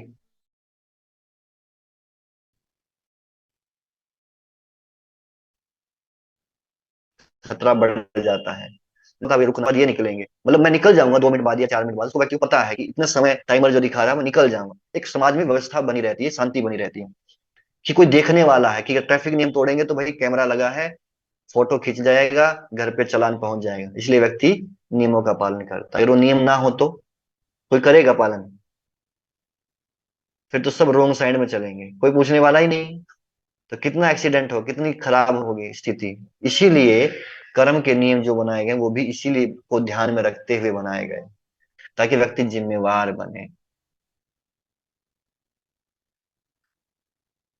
और भगवान कहते हैं कि जो व्यक्ति इन 6 विषयों को समझ जाता है, 6 के 6 जो अर्जुन के प्रश्न थे, इन सब को जो समझ जाता है, वो क्या होगा? जन्म मृत्यु से मुक्ति को प्राप्त करता है। तो अर्जुन कहता है, कोई दूसरा तरीका भी है क्या जन्म मृत्यु से मुक्ति प्राप्त करने का? कोई अन्य साधन है इस लक्ष्य को प्राप्त करने का? तो भगवान कहते हैं, हाँ अर्जुन, बताया तो है, भूल गए क्या? क्या हुआ? बता चुका हूं मैं पहले। ध्यान योग, सांख्य योग, निष्काम कर्म योग, भक्ति योग, इन सब के माध्यम से व्यक्ति जन्म मृत्यु से मुक्ति प्राप्त कर सकता है। अच्छा, ध्यान योग कौन से चैप्टर में आया था? ध्यान योग कौन से चैप्टर में आया था? 6। Very good. सांख्य योग कौन से चैप्टर में आया था? सेकंड में। Very good. निष्काम कर्म योग?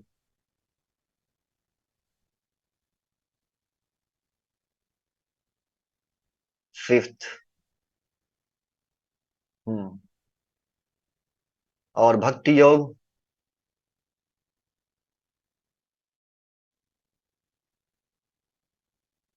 12th। हाँ, 7 से 12 भक्ति योग का ही सेक्शन था, लेकिन विशेष रूप से भक्ति योग जो 12वां अध्याय का नाम ही भक्ति योग था। तो वहां कह रही मैं बता तो चुका हूँ ऑलरेडी, ये सब बता चुका हूँ, ये भी तरीके हैं और एक ये भी है जो इस बात को भी समझ जाएगा। तो अर्जुन का अगला प्रश्न आता है कि जो जानता है, जिसको एक ज्ञान हो जाता है, तो चीजों को कैसे देखता है? नॉलेज आने से व्यक्ति चीजों को किस प्रकार देखता है? तो वहां कहते हैं ज्ञान की आंखों से, और ज्ञान चक्षु से देखता है। इसका अर्थ क्या हुआ इस चीज का? तो जैसे एग्जाम्पल देते हैं कि आप में से डॉक्टर के पास कौन कौन गया है? और डॉक्टर के पास जब आप गए हैं और डॉक्टर ने बोला जीभ दिखाओ, हम्म, कोई बताएगा कि जीभ क्यों देखते हैं?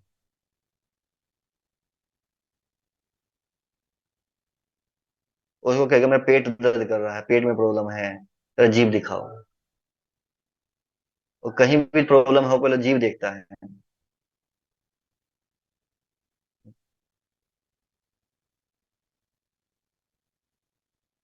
तो उसके पीछे कोई तो कारण होगा।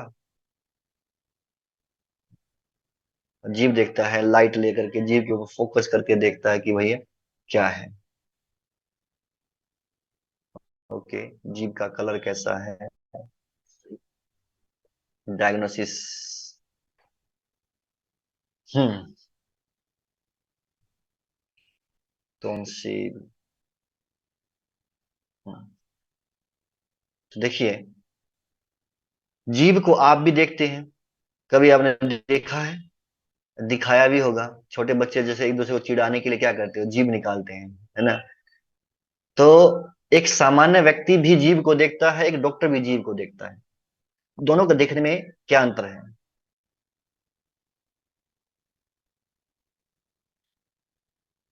डॉक्टर जब जीव को देखता है और एक साधारण व्यक्ति जीव को देखता है, दोनों के देखने में कोई अंतर है क्या? हाँ, क्या है? ज्ञान चक्षु। उसको ज्ञान है, नॉलेज है, क्या देखना है। मैं सेम थिंग हमने पहले डिस्कस किया था, याद है कि एक्सरे, एक्सरे जब करता है व्यक्ति, करवाता है, तो वो एक्सरे शीट जो आती है उसको कोई एक व्यक्ति देखता है और एक डॉक्टर देखता है। दोनों के देखने में अंतर होता है। व्यक्ति देखता है तो सब उसको काला काला दिखता है, कुछ काला काला, बीच में कुछ व्हाइट व्हाइट से दिखाई दे रहा है। प्रॉब्लम नहीं समझ में आती। पर जो एक डॉक्टर है उसको देख के बताएगा कि भाई आपको यहाँ प्रॉब्लम है और ये प्रॉब्लम नहीं है, वो देख के बता सकता है क्योंकि वो उसको नॉलेज है। सेम थिंग एक मैकेनिक है, गाड़ी जब खराब होती है तो जब मैकेनिक के पास लेके जाते हैं, मैकेनिक क्या करता है, गाड़ी स्टार्ट करता है, उसकी आवाज से उसको पता लगता है कि कहाँ प्रॉब्लम है, क्या दिक्कत हो सकती है। और इस साधारण व्यक्ति को आगे से पूरा बोनट उठा भी देगा तो भी उसको पता नहीं चलेगा कि समस्या क्या है। तो ये दोनों में अंतर है कि एक ज्ञान की दृष्टि से देखता है और एक नॉर्मल।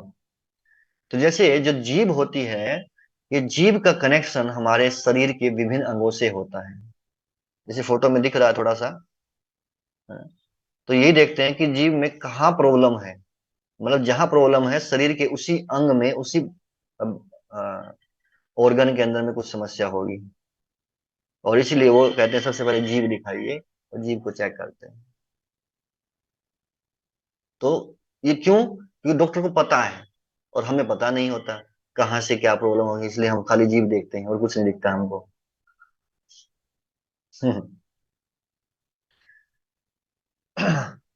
अब इस चीज को समझने के लिए कि देखिए, जैसे सूर्य जो होता है वो एक स्थान पर रहता है, परंतु उसका प्रभाव सर्वत्र कैसे फैलता है। सूर्य एक जगह है और उसका प्रभाव पूरी जगह, हर जगह है, कैसे? सनलाइट से, यस, प्रकाश के माध्यम से। तो कहते हैं जिस प्रकार से सूर्य ब्रह्मांड के अंदर एक स्थान पर है पर उसका प्रकाश के माध्यम से पूरे ब्रह्मांड में फैला है, उसी प्रकार जो आत्मा है वो शरीर के अंदर एक स्थान पर है और उस आत्मा का जो प्रभाव है पूरे शरीर में वो चेतना के रूप में फैला हुआ है, कॉन्शियसनेस के रूप में फैला हुआ है। और यहाँ पर ये भगवद गीता का 13वां अध्याय पूर्ण होता है, जहां लास्ट में भगवान कह रहे हैं, क्षेत्र क्षेत्रज्ञोर एवं अंतरम ज्ञान चक्षुषा भूत प्रकृति मोक्षम च ये विदुर यान्ति ते परम। जो लोग ज्ञान के चक्षुओं से, है ना, with the I of knowledge, वो शरीर और शरीर के ज्ञाता के अंतर को देखते हैं, यानी कि क्षेत्र और क्षेत्रज्ञ को जानते हैं और भव बंधन से मुक्ति की विधि को भी जानते हैं, उन्हें परम लक्ष्य प्राप्त होता है। और इस प्रकार ये जो थर्ड सेक्शन स्टार्ट हुआ था आज हमारा, वो था प्रकृति के बारे में या जगत के बारे में।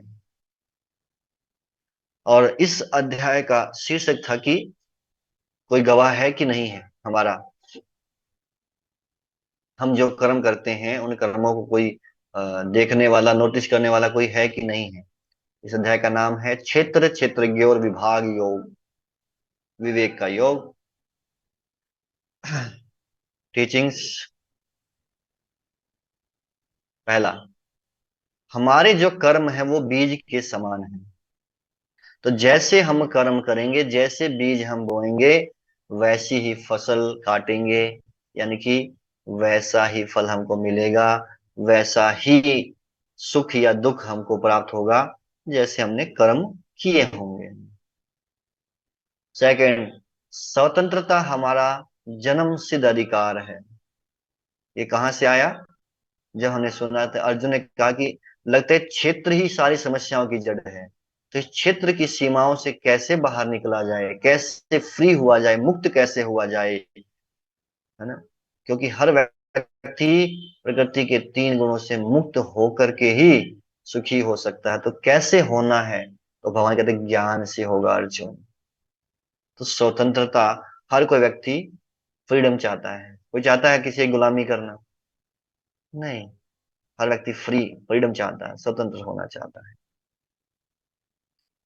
और होना चाहता है लेकिन व्यक्ति इसके बारे में सोचता नहीं है, इसके बारे में प्रयास नहीं करता है। और इसीलिए शिक्षम भगवान आते हैं और वो कहते हैं जीव जागो गोरा चांदिर बोला। कि चैतन्य महाप्रभु कह रहे हैं, मैं आया हूं क्या करने, आपको जगाने के लिए। कहाँ से? हम सोए पड़े हैं, जो कि आध्यात्मिक ज्ञान को प्राप्त करना ही नहीं चाहते हैं, है ना। ज्ञान क्या है इसके बारे में ही नहीं पता है। तो भगवान कह रहे 20 प्रकार का ये जो ज्ञान दिया, 20 गुण बताए जो, ये ज्ञान, ये सब ज्ञान है, इसके अलावा सब अज्ञान है। और हम अज्ञानता में सोए पड़े हैं। तो क्या करना है?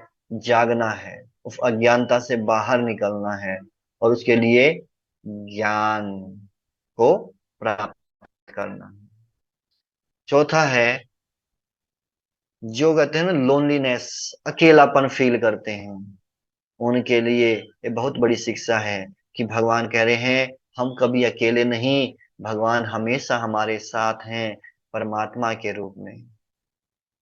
और जो व्यक्ति इस बात को समझ जाता है, इस बात को स्वीकार करता है, प्रयास करता है इस तरह से चीजों को देखने का, वो कभी अपने आप को, कितनी ही बड़ी समस्या क्यों ना हो, अकेलापन फील नहीं करेगा, अपने आप को अकेला नहीं पाएगा।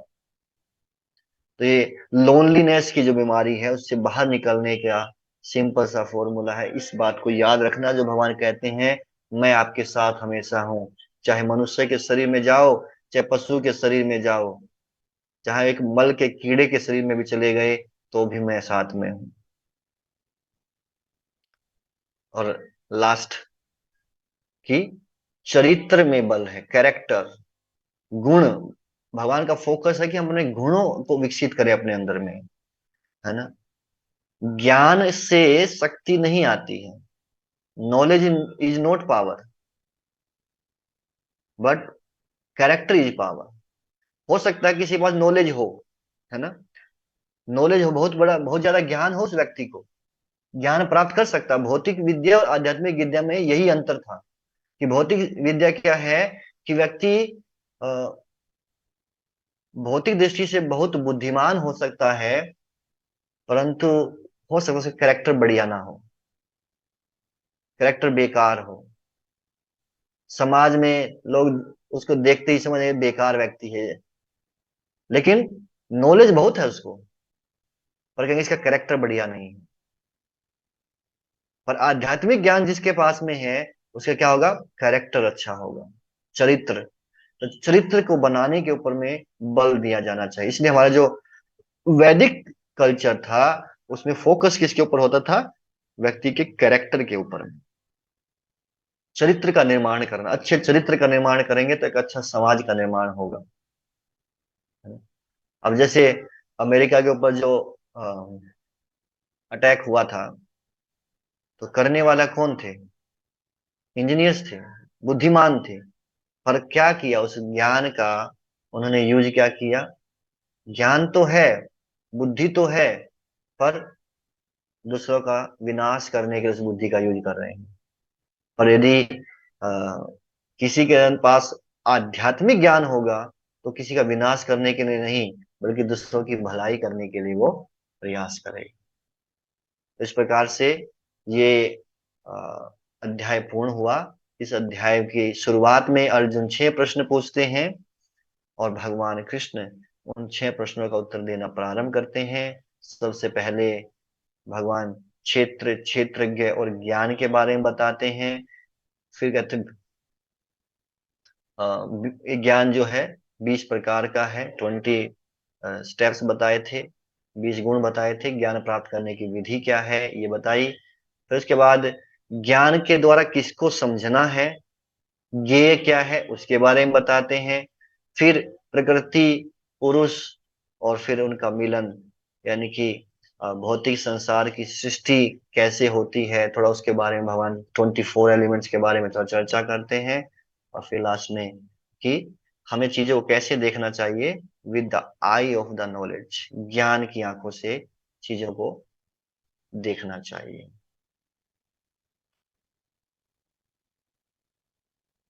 Last part, homework. तो इस बार आपको कुछ लिखना है, एक ऐसे टाइप का है। करना क्या है, जैसे हमने चर्चा किया था कि गुणों के ऊपर में ही भगवान फोकस करना चाहते हैं, तो हम भी चाहते हैं कि गुणों के बारे में थोड़ा सा पढ़ा जाए। तो क्या करिए कि आप भगवद गीता का श्लोक संख्या 8 से 12 का तात्पर्य जरूर पढ़िए, अनुवाद और तात्पर्य जो है उसको पढ़िए। पढ़ने के बाद उसमें से जो पहला गुण है, पहली क्वालिटी थी, वो थी ह्यूमिलिटी। ह्यूमिलिटी के बारे में आपको लिखना है, या जिसको हिंदी में विनम्रता कहा गया है, विनम्रता। तो ये ह्यूमिलिटी क्या है, और ये ह्यूमिलिटी अगर व्यक्ति के अंदर में आ जाती है तो कैसे व्यक्ति इंफीरियरिटी और सुपीरियरिटी कॉम्प्लेक्स से बाहर निकल सकता है। कई बार व्यक्ति सोचता है कि यार मैं सबसे बेकार हूँ, इंफीरियर मानता है अपने आप को। और कई बार सोचता है अरे सब मेरे से बेकार है, मैं सबसे बढ़िया, सुपीरियर मानता है। तो इन दोनों ही स्थिति खराब है। तो इंफीरियरिटी और सुपीरियरिटी कॉम्प्लेक्स से कैसे बाहर आ सकता है, और ह्यूमिलिटी व्यक्ति को कैसे भगवान के ऊपर निर्भर बनाती है, और ह्यूमिलिटी हमको हमारे अहंकार से कैसे बचाती है। तो ये सब अ, आपको पढ़ना है पहले, और पढ़ने के लिए आपको मैं लिंक दिया है। तो एक डिवोटी है जिनका नाम है चैतन्य चरण प्रभु, है ना, वो साइंटिफिक प्रीचिंग करते हैं। तो उन्होंने इसके ऊपर में ये आर्टिकल्स लिखे हुए हैं। वेबसाइट का नाम है gita daily.com। तो gita daily.com के अंदर चैप्टर 13 में जाएंगे, और फिर श्लोक संख्या 8 के अंदर में जब जाएंगे तो ये मैंने लिंक भी दिया है। इस नाम से आप सर्च मारेंगे तो आपको ये मिल जाएगा। तो 3 लिंक मैंने दिए हैं, ये इनको पढ़िए, और साथ ही साथ वो का तात्पर्य पढ़िए, और फिर अपनी भाषा में, सरल भाषा में इस ह्यूमिलिटी के बारे में, विनम्रता के बारे में लिखिए। और फिर जितना हो सके प्रयास करें विनम्र बनने का, लेकिन उससे पहले जानना जरूरी है कि क्यों करना है हमको। इसलिए हम इस बार आपको कुछ होमवर्क उसके ऊपर रिसर्च करने के लिए दे रहे हैं, साथ ही साथ आपको कहाँ करना है रिसर्च वो भी बता रहे हैं। ठीक है। हरे कृष्णा। ग्रंथ राज श्रीमद् भगवद गीता की जय। जगत गुरु श्रील प्रभुपाद की जय।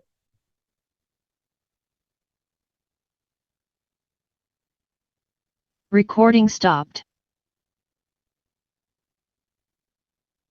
Okay, question answers. Hare Krishna प्रभु जी। हरे कृष्णा। प्रभु जी मेरा बाकी क्वेश्चन तो आज की क्लास से रिलेटेड है, बट ये एक क्वेश्चन अलग है क्योंकि आज ये इंसिडेंट मेरे साथ हुआ।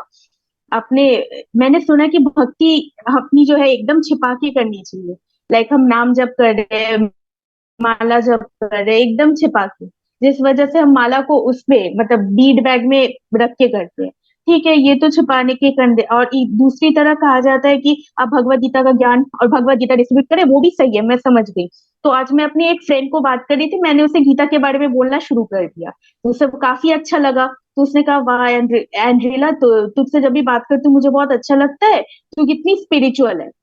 अब उस टाइम मैं थोड़ा स्टार्टल हो गई क्योंकि मुझे उससे ये नहीं बताना था कि मैं स्पिरिचुअल हूँ, मुझे बस इतना बताना था कि हाँ मैं भगवत गीता थोड़ा बहुत पढ़ा है। उसने कहा तू तो डेली पढ़ती होगी, मैंने कहा नहीं नहीं मैं डेली नहीं पढ़ती, कभी कभार पढ़ लेती हूँ, इतना समझ आया, मैंने बोला। तो ऐसा क्या करें जिससे कि हम भगवान के बारे में बोल पाए और लोगों को पता ना चले हम भक्ति कर रहे हैं, क्योंकि भक्ति को छिपा के रखना होता है। ये दोनों थोड़ा कॉन्ट्रडिक्टरी नहीं हो गया?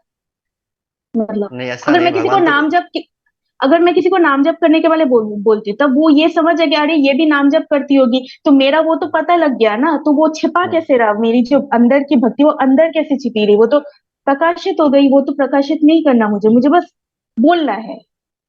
ठीक है, आप नहीं, भी करिए आपके प्रॉब्लम। हाँ।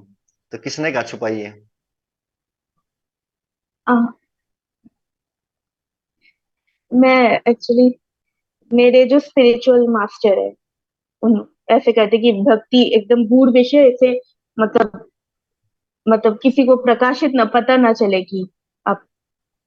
चैतन्य महाप्रभु ने खुल्लम खुल्ला बांटा है, बोले ये हरे कृष्ण महामंत्र जप कीजिए, कोई आपको कोई सीक्रेट मंत्र नहीं है, दिस इज कॉमन, आप इसका जप कीजिए और भगवान को प्राप्त कीजिए। अब बताइए, चैतन्य महाप्रभु ने अच्छा। कहा तो नहीं बोला कि ऐसा करो। हाँ। और आप अगर भगवद गीता पढ़ते हैं, सामने वाला उसको अप्रिशिएट भी कर रहा है, तो हमको बताना चाहिए कि हाँ मैं पढ़ती हूँ, और आप भी पढ़िए, आपको भी अच्छा लगेगा, है ना। हाँ, मैंने बोला था उसे ये कि तू भी आप भी पढ़ो, तुम भी पढ़ो, तुम्हें भी अच्छी लगेगा, ऐसा नहीं कि नहीं भगवान बोला। भगवान तो ये कह रहे हैं कि जो मेरे नाम का प्रचार करता है वो भक्त मुझे सबसे प्रिय है, ठीक है। अब जो प्रचार करेगा कौन करेगा? जो उसके बारे में जानता होगा, जो उस चीज को फॉलो करता होगा। भगवद गीता के 9वें अध्याय में भगवान ने साफ साफ बोला था कि जब व्यक्ति भक्ति करेगा तो प्रैक्टिकली वो उसको अनुभव कर पाएगा, उस चीज को देख पाएगा, उसका रिजल्ट को वो अनुभव कर सकता है। तो अनुभव करके व्यक्ति जब किसी चीज को बताता है तो सामने वाले के हाँ, ऊपर उसका प्रभाव ज्यादा पड़ता पता है। है, ज्यादा। अच्छा, मतलब इसे ये छिपाने वाली बात नहीं है कि अगर हम नाम जप करते भी है तो इट्स नॉट अ हाँ, थिंग टू। यस, अच्छा। बताना बताना है कि भी हम करते हैं, we are trying, we are अच्छा। ट्राइंग। ओके। अच्छा प्रभु जी, हाँ वैसे, और मेरा नेक्स्ट क्वेश्चन है कि हम सबका, मैं कोशिश करती हूँ, मैंने पिछले दिन जो किया वो भगवान के श्री चरणों में समर्पण कर दी। अब देखिए प्रभु जी, हम साधना भक्ति के स्टेज में थोड़ी बहुत फॉलो करने का कोशिश कर रहे हैं, अभी अभी स्टार्ट ही किया है, कुछ टाइम ही हुआ। तो गलतियां तो हमसे रोज कुछ ना कुछ अनजाने अनजाने में होंगी। तो आपने कहा था अगर गलती समर्पण करेंगे भगवान के चरणों में तो भगवान को कुछ नहीं होगा, वो वापस हमारे ऊपर आ जाएंगे, डबल मतलब एक्शन रिफ्लेक्ट होके। तो आपने एक बार कहा था कि कभी भी गलतियां समर्पण नहीं करना चाहिए, तो उन गलतियों अगर जब हो जाती है तो क्या करें? हम भगवान से क्या बोले कि मतलब सब काम समर्पण करें, अगर हम अपनी श्वास भी समर्पण करें, सारे काम, तो उसमें गलतियां भी तो इंक्लूडेड है ना कुछ काम करते हुए। लाइक हम हम्म हमेशा अटेंटिव नहीं रहते, कोई भी काम करे हमेशा अपना 100% नहीं दे पाते, तो वो वाले कार्य फिर कैसे समझ ये। हम्म तो जो जो पुजारी जैसे होते हैं, जब भगवान की सेवा करते हैं, तो सेवा करने के बाद लास्ट में एक मंत्र बोलते हैं कि भगवान आपकी सेवा करते हुए मेरे से जाने अनजाने में कुछ अपराध हो गए होंगे, आई नो, है ना, क्योंकि वी आर नॉट परफेक्ट, है ना, तो कुछ अपराध हो गए होंगे, तो आप कृपा करके मुझे क्षमा कर दीजिए। तो वो लास्ट में कुछ भी करते हैं, फिर लास्ट में क्षमा मांग लेते हैं कि गलती जाने अनजाने में कुछ अगर हो गई है तो आप क्षमा कर दीजिए। तो इस प्रकार से अगर हमसे जाने अनजाने में कुछ होता है तो वी शुड आस्क फॉरगिवनेस। अच्छा, अपोलॉजी। नहीं वो तो मैं कर दूं, मैंने सोचा कुछ एक्स्ट्रा भी मतलब बोलना पड़ता है क्या, अब इसलिए मैंने सोचा पूछ लिया। भगवान अंदर में है, वो सब जानते हैं आप क्या सोच के क्या कर रहे हैं। तो थोड़ा बहुत तो हमें करना है, बाकी वो कुछ ठीक उनके है। ऊपर में छोड़ दिया। प्रभु जी आपने बोला था कि वो 20 क्वालिटीज जो है वो ज्ञान है, तो इन शॉर्ट आध्यात्मिक मैंने नहीं नॉलेज। बोला, भगवान ने बोला। सॉरी, भगवान ने हाँ, बोला है, आप मतलब आपने लेसन में बोला। तो हाँ, जो हम जो इतना मटेरियल नॉलेज मतलब नर्सरी से लेकर अभी तक पढ़े वो तो सब फिर अज्ञान ही हो गया। यस। तो हम अज्ञान के लिए सर्टिफिकेट लेते हैं और अज्ञान के लिए इतनी करते, इतनी नौकरी, मतलब पूरा सब अज्ञान है। पूरी हाँ, तरह से तो अज्ञान कैसे हुआ? अगर सपोज कोई फिजिक्स पढ़ रहा है तो मटेरियल वर्ल्ड के बारे में पढ़ रहा है कि हाँ कैसे प्लैनेटरी सिस्टम वर्क करता है, अब ये सब तो भगवान से ही आया, तो एकदम अज्ञान कैसे हो गया? लाइक पूरी तरह से तो अज्ञान नहीं हुआ क्योंकि भगवान की सृष्टि है। अगर फिजिक्स ये सब की बात करी, मैं लिटरेचर को तो मैंने छोड़ ही दिया, खैर हम्म। जाने दीजिए, लेकिन साइंस की जो चीज है वो भगवान के क्रिएशन से रिलेटेड है, तो वो अज्ञान फिर कैसे हुआ? लाइक थोड़ा बहुत मेरे। फिजिक्स में जब एक थ्योरी पढ़ाई जाती है, वो थ्योरी भी चेंज होती रहती हैं। हाँ। तो वो नॉलेज ज्ञान क्या है कि अ, जो व्यक्ति, जो ज्ञान का अर्थ है जो कभी चेंज नहीं होता है। ऐसा नहीं है कि ज्ञान आज कुछ है कल को कुछ हो जाएगा। और जो ये अच्छा, भौतिक ज्ञान है, कांस्टेंट है। पहली हम्म। बात तो ये जो भौतिक ज्ञान है, ये भौतिक ज्ञान भी जो हमको पढ़ाया जाता है, that is also not perfect. उसमें भी कुछ ना कुछ हम्म। चेंज होता रहता है हर साल। आप हाँ। जो किताबें उठाएंगे तो उनमें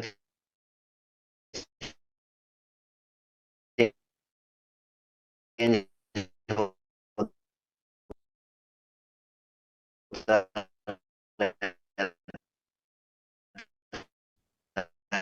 है, कभी ये चीज है ज्ञान। अच्छा। This is spiritual knowledge. और आध्यात्मिक। अच्छा। पूर्ण ज्ञान हम्म। क्या है? पूर्ण ज्ञान प्रकृति के बारे में भी जानना है, पर साथ ही साथ आत्मा और परमात्मा के बारे में भी जानना है। हाँ हाँ, बिल्कुल बिल्कुल। तो इसको भगवान ने कहा कि ये आध्यात्मिक ज्ञान है, इसके अलावा सब अज्ञानता है। अच्छा। क्योंकि व्यक्ति आध्यात्मिक ज्ञान के मार्ग पर चल करके ही भौतिक संसार से बाहर निकल सकता है। बाहर जो निकल जाए। जो ज्ञान हमें अंधकार से प्रकाश की ओर लेके जाने वाला है, वास्तव में वही ज्ञान है। और ये इस ज्ञान को आप कितना ही आप अप्लाई करेंगे, कितना ही जान लेंगे, ये आपको बाहर निकालने वाला नहीं। नहीं, बाहर नहीं निकल, बिल्कुल भी नहीं। अच्छा, तो फिर प्रभु जी, मेरा लास्ट क्वेश्चन था। हमारा ये जो शरीर है, वो मैं प्रारब्ध कर्म से बना हुआ है पूरी तरह से। तो प्रारब्ध के तो फल हमें मिलते ही रहते हैं। तो हम जो इस शरीरधारी होके जो कर्म कर रहे हैं, उसके भी फल हमें, सारे कर्मों के फल एक साथ, मतलब नहीं, एक साथ नहीं, सॉरी सॉरी, उसके भी फल हमें साइड बाय साइड मिलते रहते हैं प्रारब्ध के साथ, नहीं? या फिर वो संचित कर्म में जमा होता रहता है, तो और फिर बाद में इफेक्ट डालता है, दूसरे शरीर में इफेक्ट डालता है? ये क्वेश्चन था। तो ये हमने बताया तो था कि सब कर्मों के फल एक टाइम पे नहीं आते, कुछ के तुरंत भी आते हैं, कुछ के कुछ साल बाद आते हैं, और कुछ के हाँ, कुछ ये तो जन्मों के समझ बाद गई। आते हैं। नहीं, तो मैं वो थोड़ा, तो वही हाँ। बता रहे हैं कि जो चल रहा है वो तो है ही है, और साथ ही साथ हम्म, कुछ ऐसे कर्म होते हैं जिसका तुरंत भी आपको रिएक्शन मिलेगा। जैसे मैंने एग्जांपल दिया था कि या किसी हम्म, को आपने मार दिया मान लो, तो सामने वाला हाँ आपको तुरंत भी उसको फल दे सकता है, दैट आल्सो हाँ कम। हाँ। तो साइड बाय अच्छा साइड भी आ सकता है, ऐसा नहीं है कि वो बाद में इकट्ठा होगा फिर ही मिलेगा। अच्छा, मतलब सब कुछ प्रारब्ध यानी कि डेस्टिनी पर नहीं है। वो अगर 80 चेंज हो 70 80 सकता है, परसेंट है, तो 20 30% ये भी है, क्रियमान कर्म भी इंक्लूडेड है। या चेंज हो ऐसे ना? सकती है, इसलिए कहते हैं डेस्टिनी जो है वो चेंज हो सकती है। वो तो सिर्फ भगवान के आश्रय और नाम से होता है हाँ ना, ऐसे तो नहीं होगा। हाँ हाँ, पर चेंज तो हो सकती है ना। हो सकती है, हाँ। ठीक है। हरे कृष्ण प्रभु जी। हरे कृष्णा। ओके, कुछ क्वेश्चन आया है चैट बॉक्स में, वो भी ले लेते हैं। डज वी शुड गेट मंदिर प्रसाद एट होम? अगर आपके घर में कोई प्रॉब्लम नहीं है मंदिर का प्रसाद घर पे लाने में, तो नो प्रॉब्लम, आप लेके आइए। और अगर घर वालों को दिक्कत होते हैं तो अपना प्रसाद खा के आ जाइए।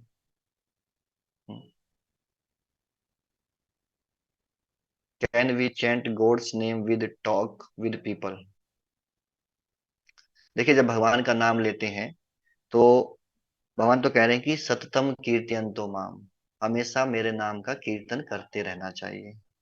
पर होता क्या है कि आ, कुछ समय जिसके लिए हम कहते हैं कि हमें चैंटिंग करना है, वो चैंटिंग का जो टाइम है that is our time with the God, हमारी मीटिंग है भगवान के साथ में, और उस समय हम किसी तीसरे व्यक्ति को उसमें इन्वॉल्व नहीं कर सकते। तो जो चैंटिंग का जो समय है उस समय पे नो टॉक, कि मेरे को ये मिनिमम मान लो आप करते हैं डेली की डेली आप 4 माला जप कर रहे हैं, तो 4 माला के टाइम पे किसी से बात नहीं। लेकिन जब आप एक्स्ट्रा कर रहे हैं then you can talk with people also, कि भैया कम से कम व्यक्ति फालतू कुछ और सोचने की बजाय, कुछ और कार्य करने की बजाय एक्स्ट्रा टाइम में भी भगवान का नाम ले रहा है, then he can chant. But जो फिक्स टाइम है, जो फिक्स कोटा है, during that time no talk.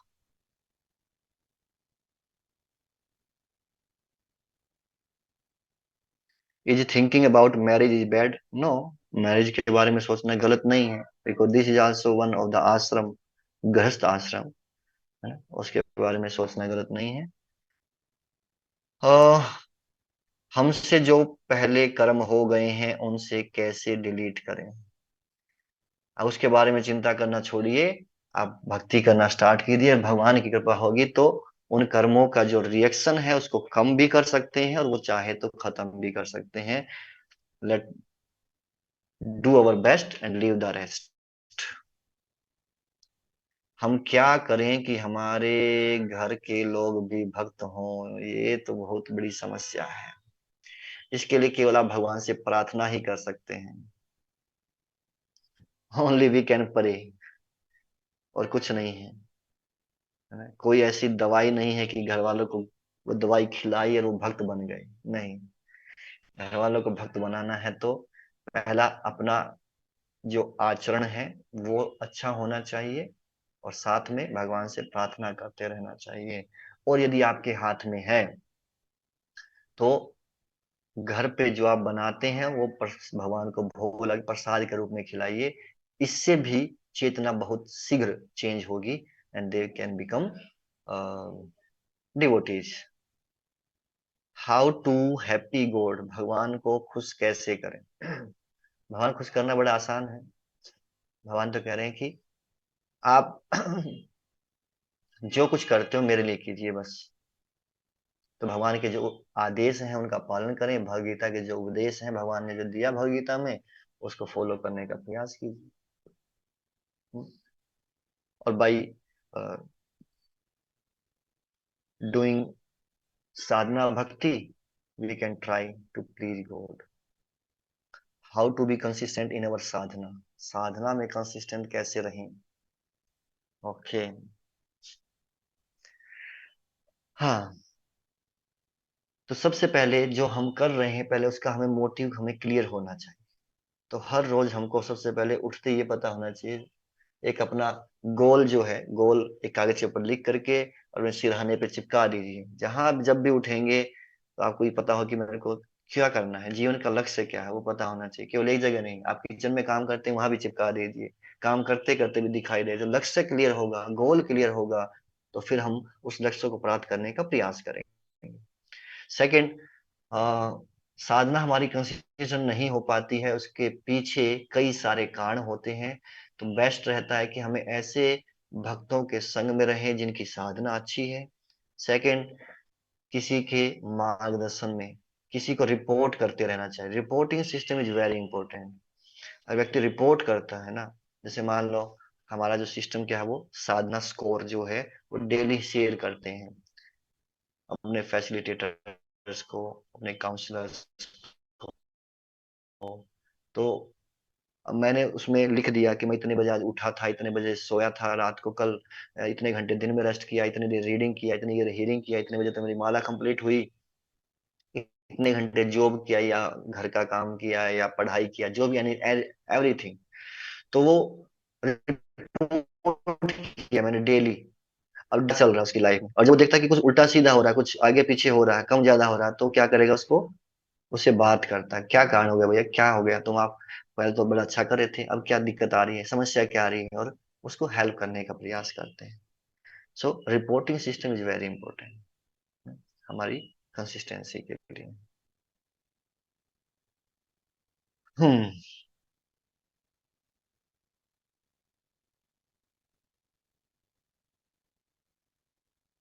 Okay. Yes, वंदन प्रभु। हरे कृष्णा प्रभु जी, दंडवत प्रणाम। हरे कृष्णा। अब प्रभु जी, मेरा पहला सवाल ये है कि मतलब ये एक तरह से रिलेटेड ही है, जो ऐंदिला माता जी पूछ रही थी उसी टाइप का सवाल है प्रभु जी, कि हम्म। जो गलतियां हम करते हैं प्रभु जी, मैंने अपने पेरेंट्स से सुना है कि जब मतलब मैं शुरू शुरू में मतलब स्पिरिचुअलिटी से जुड़ा, तो स्वाभाविक बात है प्रभु जी कि कुछ गलतियां तो होंगी, है ना प्रभु जी। जैसे मैं अगर हम्म। उदाहरण दूं कि हम्म। मुझे पहले पहले एकादशी के बारे में नहीं पता था कि क्या करना चाहिए, कैसे एकादशी को पालन किया जाता है, हम्म। तो पहले बहुत अन्न का सेवन किया एकादशी के दिन, हम्म। है ना प्रभु जी। तो हम्म।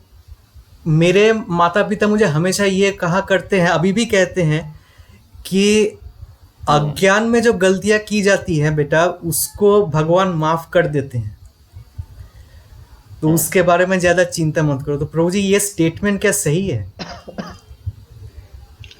माफ कर देते हैं मतलब है कि सजा थोड़ी कम देते हैं।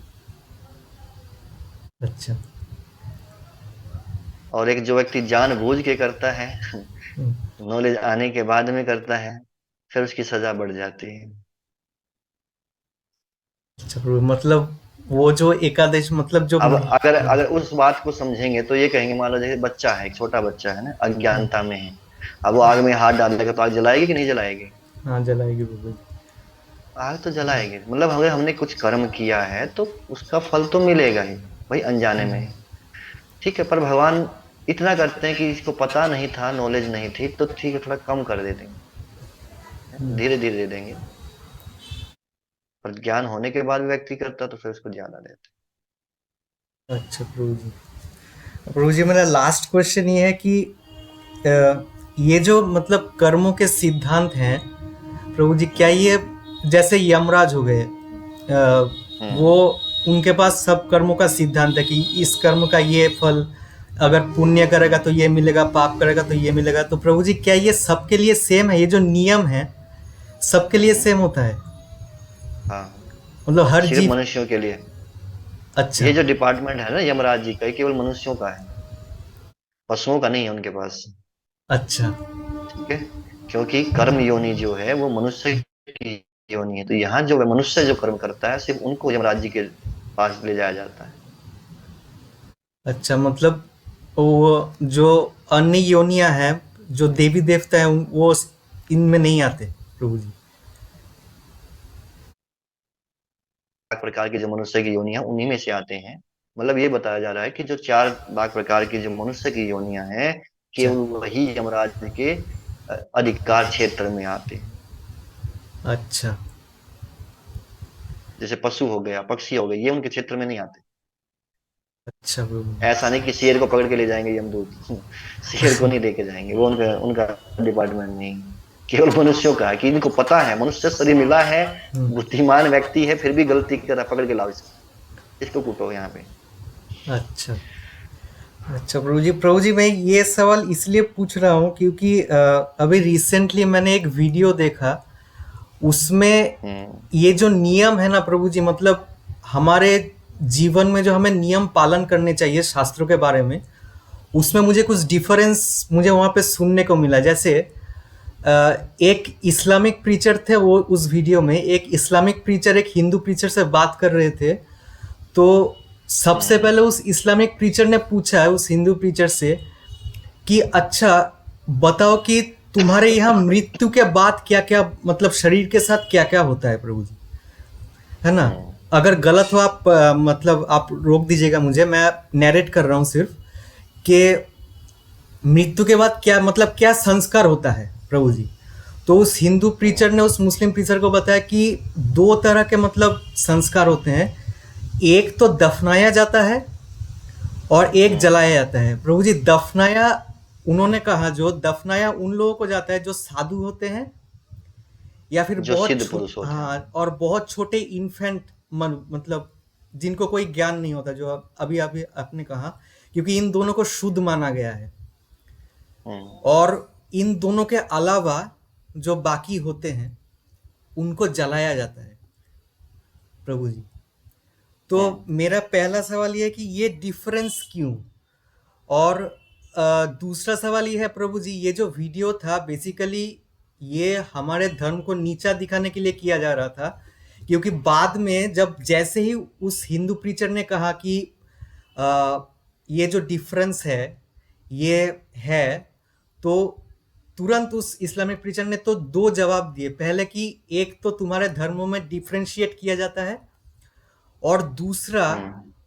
उन्होंने एक कंफ्यूजन क्रिएट कर दिया माइंड में कि अच्छा, उन्होंने बताया कि अच्छा बच्चे को दफनाया जाता है और उसके अलावा किसी को जलाया जाता है। तो उसने उस हिंदू प्रीचर से ये सवाल किया कि मान लीजिए एक गर्भवती माता है, उसके हम्म। गर्भ में बच्चा है और हम्म। उस गर्भवती माँ की मृत्यु हो जाती है अचानक। तो प्रभु जी उस केस में क्या करें?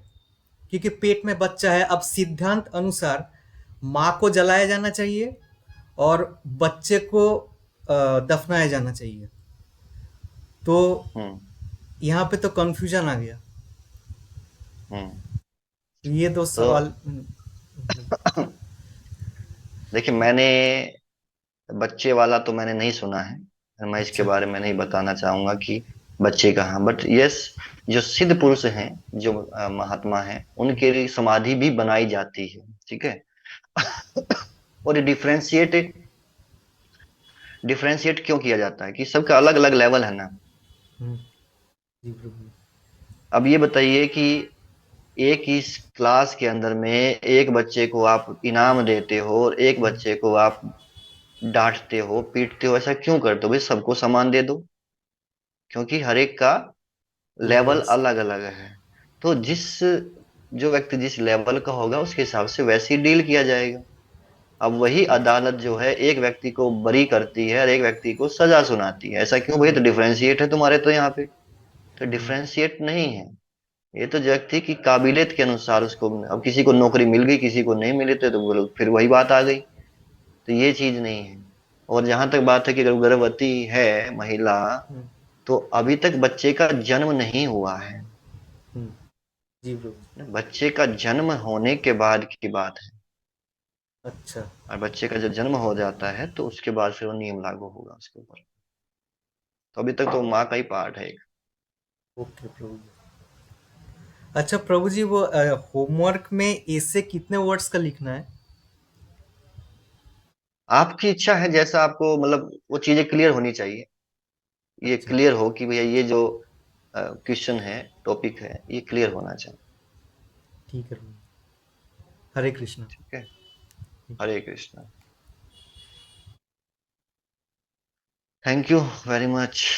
ग्रंथराज श्रीमद् भगवद गीता की जय, जगदीश प्रभुपाद की जय।